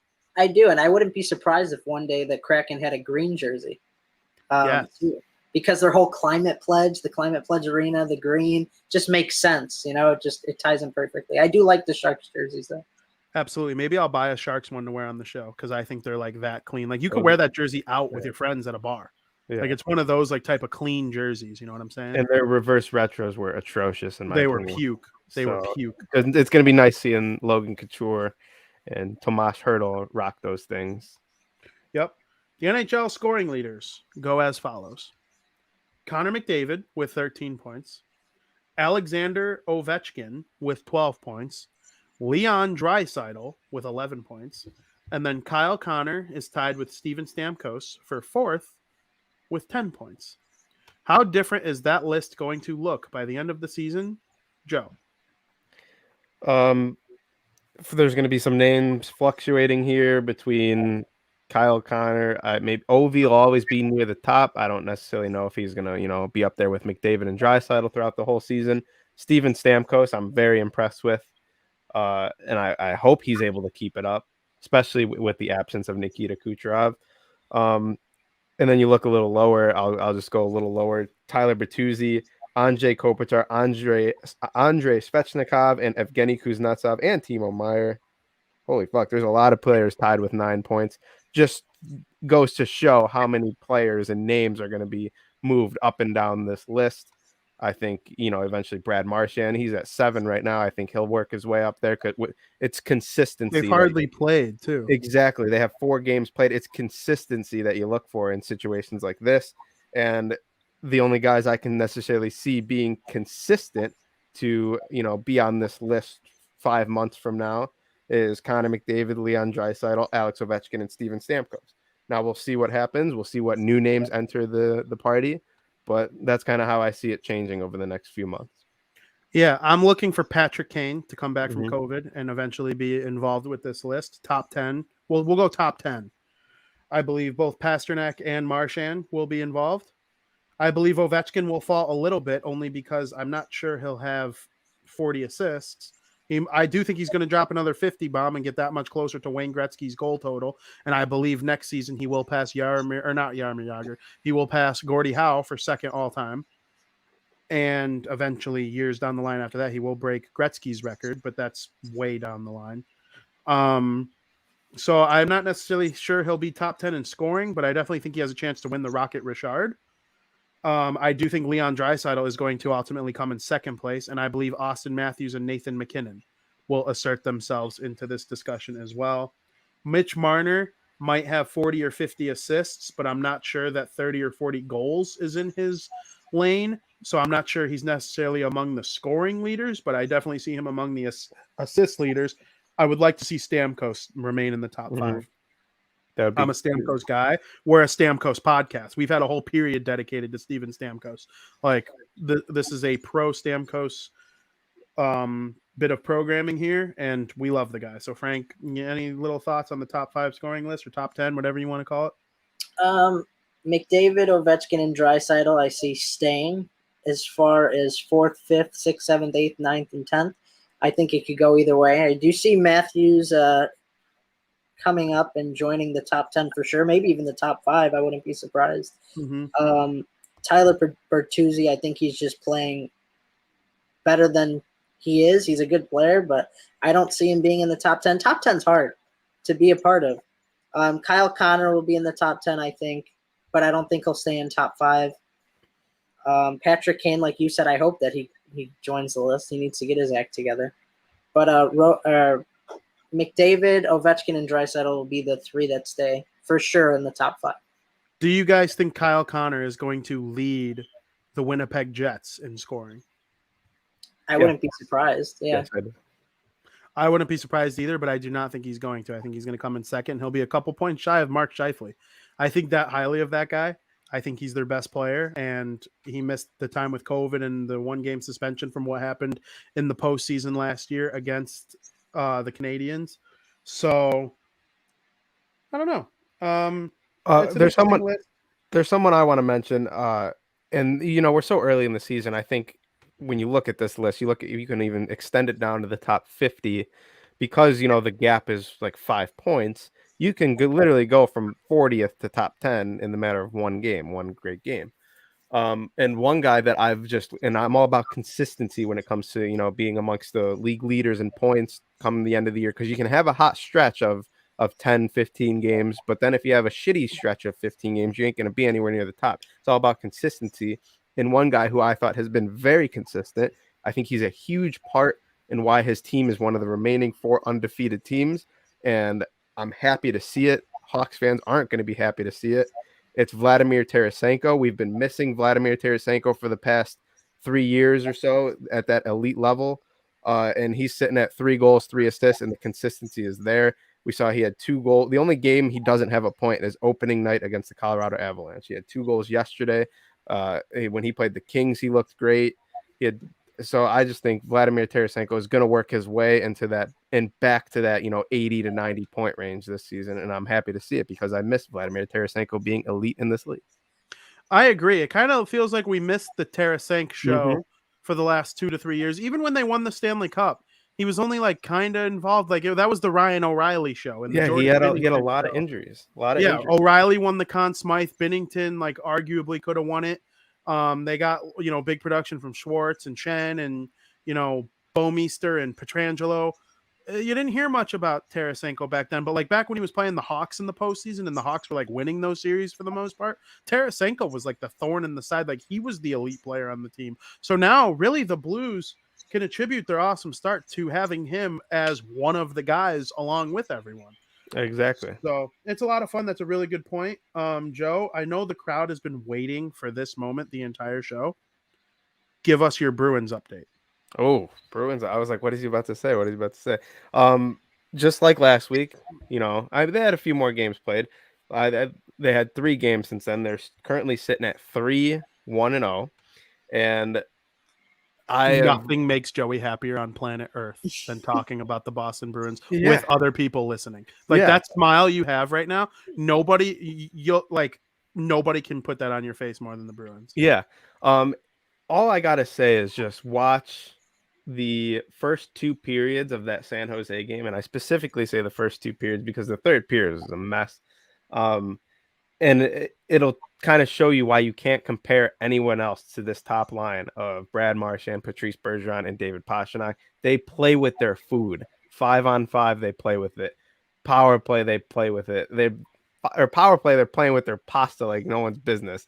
It is just eye candy to a hockey fan. Watch a Bruins game. Watch these guys move the puck, and then you throw in, puck moving defensemen like Charlie McAvoy. Matt Grzelcyk has a great start to his year. Anyway, this team is going to be good. I have one worry right now, but I think it'll kind of blemish out, and it's the goaltending. I don't think either goaltending has necessarily looked to the level of a Tuukka Rask or an elite number 1. But I think there's plenty of time to figure that out. I believe Allmark is going to start tonight versus the Florida Panthers, which will be his 3rd start in a row. Jeremy Swayman played the first 2. We went 1-1. Allmark is perfect so far, I guess you can say, aside from one bad period against San Jose. They have a tough schedule ahead of them. They play in Florida tonight, in Carolina tomorrow, going back home to welcome the Florida Panthers into town on Saturday. So, you're going up against 2 teams who haven't lost yet. You got to win a couple of these games. It would make my day if they're able to hand the Panthers their first loss tonight and the Hurricanes their first loss tomorrow. That would just set up for an amazing weekend. But yeah, I've loved everything I've seen so far. They're getting scoring from Jake DeBrusk, the obvious line. Taylor Hall has been consistent. I'd like to see a little bit more out of. They're already dealing with some injury stuff with Nick Foligno, but for the most part, everyone's looked good, and I'd like to see them keep it up. Frank, are there any other stories across the National Hockey League that stick out to you that you'd like to talk about for a couple minutes here? Yeah, actually, we didn't really talk about the Sharks too much and how well the Sharks have been doing, but I want to talk about some rookies on the team who have really stuck out to me, and I think have potential to maybe win the Calder. So you got Jonathan Dahlen, who has 3 goals in 6 games played. He's 23 years old. He's looked really good for the Sharks, and probably a key reason as to why they're winning. When you could chip in from the young guys, it's always going to help you win. And then there's also William Eklund, who's only got 3 assists, but he's 19 years old. I believe he was drafted this year, I'm pretty sure, in the 2021 draft. And it's kind of shocking that he's playing. Sometimes they give him a couple years to develop or whatever. But and Logan Couture actually referred to Eklund as the Patrick Kane, as in like his awareness on the ice. He has great awareness on the ice, and so does Patrick Kane. And Couture said that about him. And I think that these 2 young rookies are one of the biggest reasons why the Sharks are winning, and I could see one of them being the Calder winner this year. It's a really nice story, Joe. Yeah. Are you saying like a story that I still, because I kind of talked about it last year. The Buffalo Sabres are frauds. I was so close to being right about them losing 3 straight, but I guess I was wrong about Tampa, and that'll lead into my next story. Tampa, yeah, they're getting production from Steven Stamkos, but I'd like to see them be able to take care of business against division I rivals. didn't even think to make fun of you for that. Yeah, I was wrong. They're starting off in quite a mediocre, way, but I think they'll be able to get out of it. But you're going to look at these games in February like, hey, we lost to the Buffalo Sabres on, October, whatever. If we lost 4-1, it was bad. And you look at the standings now, Buffalo's near the bottom, and we're up here, pushing with the Boston Bruins and Florida Panthers for home ice in the playoffs. We could have used that win against the Buffalo Sabres. So you say it's early and that shit doesn't matter, but it's going to matter at some point. This is a division rival that you should have beat in the Buffalo Sabres, and you weren't able to get it done. So, I mean, there is a little bit of cause for concern over in Tampa, in my opinion. They need to get it figured out rather quickly, especially because I think so highly of my Boston Bruins and the Florida Panthers. You thought the Sabres were going to go 3-0-0, and they went 1-1-1. They got 3 out of a possible 6 points. That's really good for them. Yeah. That's really good for them. And if only you had 2 family members to warn you about Tampa Bay's little hangover that they're about to have. Right, Frank? Yep. I mean, had a feeling it's going to take a little bit of time for them to get back in the groove. Yeah, and I agree with Joey. In February, they'll be right there with Florida and the Bruins and maybe the Leafs for like those top 4 spots in the Atlantic Division. And that game in Buffalo could screw them. Maybe the Leafs will get that 3rd spot if their turnaround starts quicker than Tampa Bay's, which is possible. You might not think it will happen, but you got to acknowledge it's possible. So, like, yeah, you're spot on there. So my story that stuck out to me, we kind of alluded to it a couple times throughout the show. The Panthers, Hurricanes, Blues, and Oilers are a combined 21-0-0. It is the first time in National Hockey League history that 4 teams started 5-0-0 or better. And I just think that's really cool. I think they will all have a loss by weekend's end. I think 2 of them are going to be handed losses by the Boston Bruins. And I think one of them is going to be handed a loss by the Chicago Blackhawks. I believe the Hawks' first win will come Saturday against the Blues. Right? It is Saturday. Do I have Do you that? want to know? It is Saturday at the Blues. I think they're going to get smoked without Taves and Kane by the Leafs tonight. I'm sticking by that prediction, and I think they're going to come back and take care of business against their rivals and embarrass them in their building. Taves and Kane will be back from COVID protocol. Hopefully, they are both vaccinated. So, all it'll take is a couple negative tests, and they could be right back in there, and hopefully, everything's asymptomatic and they're fine. That is my prediction. I'm not sure about Edmonton. I don't know their upcoming schedule. I do believe they play tonight. Why am I drawing a blank on who they play tonight? I know it's in Edmonton. It's going to be fun to watch these guys all year long, though. It is Philly. Yeah. They play Philly, Vancouver, and Philly. Seattle before our next show. Edmonton might not lose a game. We'll see what happens. 82-0?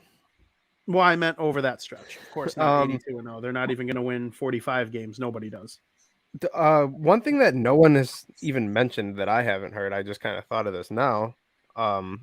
Those 4 undefeated teams, first time in NHL history, are all in separate divisions, which is really cool. There's parity in the league. It's just a great thing to see. And 3 of the 4, or no, that's wrong. Yeah, wow, that's so true. Yeah, so very cool. Something to think about.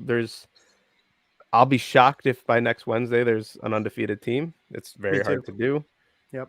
Especially when 2 of them are playing the Boston Bruins tonight and tomorrow. It's a tough. Florida plays them twice. Yeah, and that I'll be so surprised if Florida wins both of them. But yeah, I'd also be surprised if the Bruins win both of them, in a good way, like pleasantly surprised. Right? Yeah. This is the first time that the Bruins are plus in a long time. Well, yeah, I'm sure actually. Probably like, are they mostly pick'ems whenever they're playing an elite team? Like if they're playing Colorado, it's probably like minus That's what it 110 was and a minus lot last 115. year with the Yeah. divisions. Well, they were Well, pretty much yeah, in the that's true. Last year Metropolitan was weird. They Division. were the best team in them They in didn't, Washington. yeah, they didn't finish the best, but you get what Yeah. I'm saying. Yeah, for sure. Even though they weren't like the winners of the East Division last year, no one's picking them to lose any individual game, really. Yeah. I believe they So, were favored in every game against the Islanders in that series. yeah, and the Islanders were a better team last year. Mm-hmm. Yeah, I like when NHL history is made. It's an old league, so whenever something new happens, I always find it interesting. But speaking of gambling, we're going to treat the crowd tonight to a little overtime.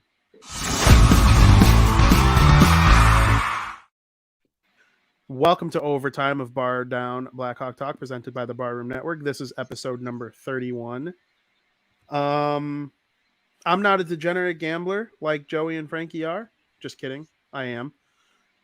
Guys, lay the picks on the people. Frank, since you're not a complete embarrassment, we'll start with you. He's going to take my picks. Where to start with this guy? He's going to take my picks. Would you rather go? No, I'm going to go. So before I get into the first pick, I got to give my weekly math lesson, everybody, about Connor McDavid, because I'm going to be talking about the Oilers. McDavid's on pace for 98 goals and 115 assists for 213 points. That being said, the first pick I got for you guys is I think the Oilers tonight money line at home against the stinky Flyers at minus 180. Good value. I don't see any reason to take the Flyers, so undefeated Edmonton at home is a great pick. We talked about this earlier, that I wouldn't be surprised if the Hawks got their first win. I didn't get a line on that. Joe, you did, right? What was that? For the Hawks? Yeah. Yeah, the Chicago Blackhawks are currently plus 175 at home versus the Toronto Maple Leafs. That's ridiculous. I mean, I understand no Taves and Canes, but there's a little value there. There's even value at the Hawks plus 1.5 at minus 137. Exactly. So there you go. That's another. Yeah, that's just ridiculous, in my opinion. Also, I have two non-hockey related picks for you guys. Ooh. Tomorrow night, right? Knicks are in Chicago. The Bulls are the I think I'll be there. The Knicks or the Bulls are the hottest team in the league, with the Knicks not far behind. The Bulls are actually 4-0. They lead the NBA first place with the best record. I don't believe there's another team right now that's 4-0, unless somebody won last night that was 3-0. I don't think that happened. I don't know. The line out on that game is not out right now. But the Bulls money line is going to have value. I don't see them being a huge favorite because the Knicks have been playing really, really well and surprising a lot of people. So that's a good pick as well. This brings me to my last pick. Tonight, Game 2 of the MLB World Series. Joey was sweating the whole time. What's he gonna say? What's he gonna say? Are we gonna agree or disagree? I love the Braves tonight. Anytime that you could, I think the Braves are gonna win the World Series. Finn, you thought the Astros will probably smoke them because the Astros have dominated in the playoffs. Joe, I think you agree with me on the whole Braves thing.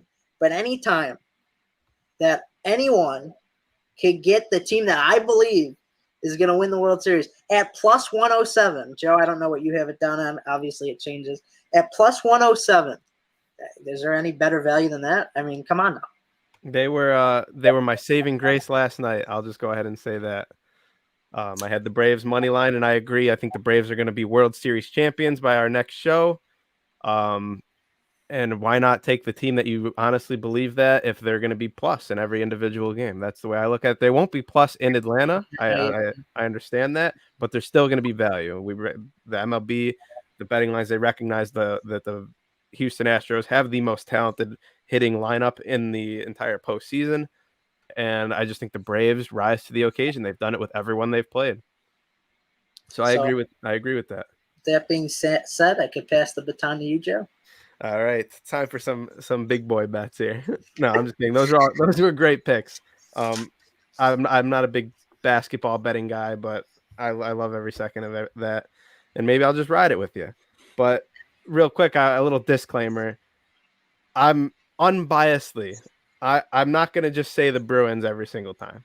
Not gonna do it. No one will take my bet seriously if I just say the Bruins are Ottawa's coming to town. Take the Bruins or minus 240.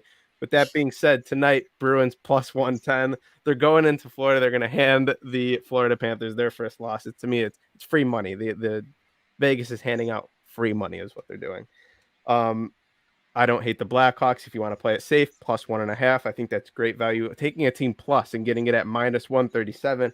If we see an amazing shootout game where it's 4-4, back and forth goals, which is very possible with these piss poor defensive teams, maybe a game goes to overtime. Maybe you get another Austin Matthews game like that. I was there. I think that's very possible.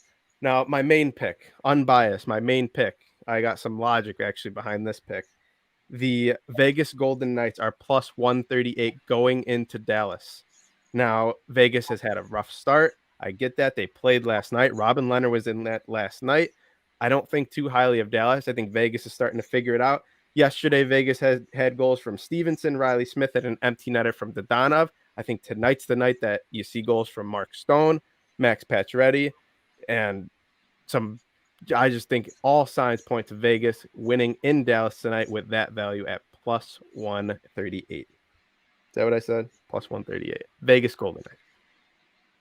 I like the picks, guys. I'm laying off this week. I got nothing for you. I don't know what to think in the World Series. I'm very excited for it. And I'm very excited for people to tune into Crosstown Crosstalk tomorrow at 2 p.m. where me and Joey will go over the World Series. That should be a lot of fun. I'm still on baseball just as much as I am hockey, watching every game, getting ready for the off season. Plenty of content for the Chicago White Sox at SouthsideShowdown.com and plenty of content for the Chicago Cubs at TheWindyCity.com, amongst other things. But Frank, I wanted to read a football stat to you that I think you might find interesting. So Derrick Henry's probably going to win the rushing title, right? He's got a significant. He's leading the league in rushing yards. Mm-hmm. Nick Chubb is in second place behind Derrick Henry, right, of the Cleveland Browns. Chubb is closer to 27th place than Henry. What do you mean 27th place? He is closer to the guy in 27th place is closer to Chubb in yards than Chubb is to Henry in first. Oh. Isn't that wild? Do you understand what I'm saying? I think I do. Chubb could be in 27th place from second place easier than catching Henry in first place. Yeah, it's crazy. Yeah. That's Imagine unbelievable. having Derrick Henry in fantasy. Joe, we have our fantasy matchup this Yeah, week. we do. My team's hurting, dude. I'm without Adams because of COVID. And yeah, good luck to you. I see you're going heavy on the Jacksonville I'm without Jaguars. Carr because You're rooting big for the Jacksonville Jaguars. from us right now in fantasy. So good luck to you. I have reason picking up what's his name? Why am I drawing a Trevor blank? Lawrence? Trevor Lawrence. Trevor Lawrence? Oh, Yeah. Yeah, they're stinky. They're not the best, but I think this week he's going to have a decent week. I was looking at other quarterbacks. I didn't like who they were playing or whatnot. I think Trevor Lawrence hasn't been a bad fantasy quarterback, though. He gets points. He hasn't been a bad quarterback in general. He's a rookie on a stinky team. Exactly. So It crossed my mind to pick up there was only like 6 of them that you really could choose from. It crossed my mind to pick them all up so you wouldn't have a quarterback. You'd have to drop like your whole bench. I got my bench of shit. It's all like tight ends who don't play.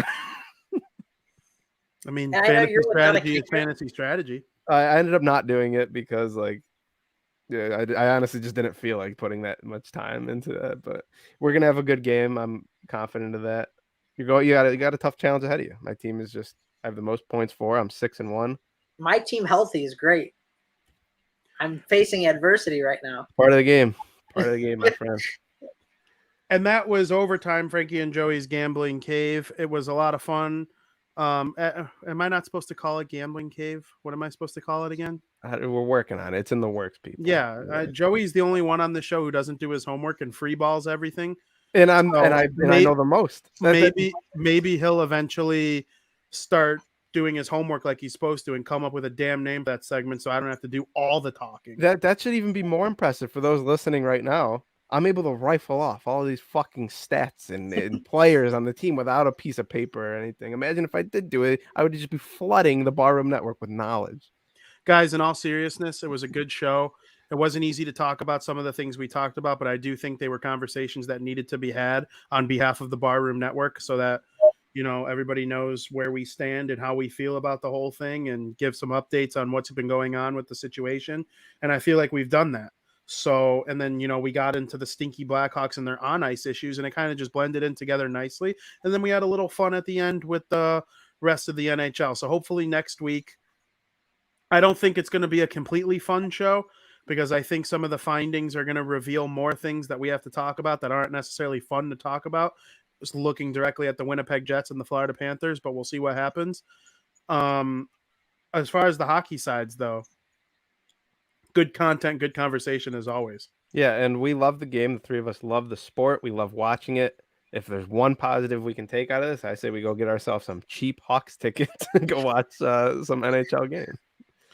Yeah, I'm not opposed to it. I was going to go tonight against the Toronto Maple Leafs, but honestly, between that and the World Series, I think it's just better to sit at home and take in all the games from this chair exactly right here, my grandpa chair, as my friends call it. Joe, I got a comment via text message during the show that you look like a douche kebab with that hat and glasses on. Oh, that's my Breaking Bets hat. That's. Do you get what someone means when they call you a douche kebab? It means you have like many layers to being a douche, like a shish kebab. Like you got the meat, you got the veggies, you got the tomatoes. I think it's a very clever insult. I'm trying to even just process who that might be. This is just the people talking, not me. People talking. I don't know. I'm a little offended. I think it's a great look for my best. I love the glasses on you. Take my picks. I like the look. Yeah, I like the look too. Take my picks when I'm wearing that fucking hat and glasses. I won't be a douche kebab when you're fucking counting your money. How about that? The main reason I pointed it out to you was because I kind of wanted a rating on the douche kebab term. It's a pretty good insult. No, I think that douche kebab. It kind of hits hard a little bit. It's a 4.6 out of 10 insult. Wow, not good. It was not good. That's something a douche kebab would say, though. All right. I'll be counting my money with my douche kebab outfit. I hope you wear it every week going forward, especially the glasses. I like the glasses more than the hat, and that's saying something. It's only for the betting segment. Yeah. So. Instead of like douche kebab, just be like goof. It's the goof. This guy with the goof. Douche kebab. Frankie loves calling people a goof. You know what my new favorite insult is? Because you got to be careful what insults you use these days. They all have to be like tasty. Nothing too personal or too offensive. I like calling someone a foul boy. Like, Joe, you're a foul boy. That's almost like too serious though. Like no, it's not. You're just a foul boy. Yeah, if you call someone foul, like they were foul, you don't want to be foul. I'd rather be a douche kebab than foul. No, you're like John Cusack called White Sox Dave a foul boy. Like I love that. You're just a foul boy. And he is a foul boy. We've had him on this we've had him on our baseball podcast. We're probably going to have him on again during the offseason. Maybe we'll get him on this show to pretend to know shit about hockey. Maybe. You know who I was actually thinking about? I know we're running the clock up here. I was actually just thinking about this guy. He was a one-time guest. I would love for him to be a reoccurring guest. I don't know if you'd want to have him on during the hockey season. It's Mike Haranica. Because I would love to have him back. It's fun talking with fans. Like, he's an established fan of hockey in general. Yeah, he's not like associated with the game. He's just like a screamer in a band. Exactly. Yeah. And Frankie would love talking with him. Yeah, he posts on Instagram all the time. Every time I see him posting his stuff, he's got his hockey company. All the proceeds go to that great fund, and the Adidas jerseys. Like, I'm this close to just buying one because I want to wear it. Do it, and then we'll have him on, and you can wear it. Yeah. Shoot him an email. I like that idea a lot. He's good people. Joey, for those who didn't catch, he's talking about Mike Haranica, the singer of The Devil Wears Prada, one of me and Joey's all-time favorite bands. And yeah, that'd be a lot of fun. He's a huge hockey fan, big Pittsburgh Penguins guy. And he kind of gave off vibes that the Blackhawks were his second favorite team. Wouldn't you agree with that? He lived in Chicago for many years. Now he's living in Milwaukee. Mm-hmm. So he's all over the place. Make sure you check out their band. They're awesome. I love that band with my whole heart. Good show, guys. Yeah. I really appreciate the conversation we had early on. It wasn't easy, but I think we did a good job. Absolutely. All right. And make sure you follow at the King Bean on Twitter. That's Frank Mueller. And then you follow at Joey Parisi on Twitter. That is Joey Parisi. I'm at Vinny Parisi on Twitter. Thank you for listening.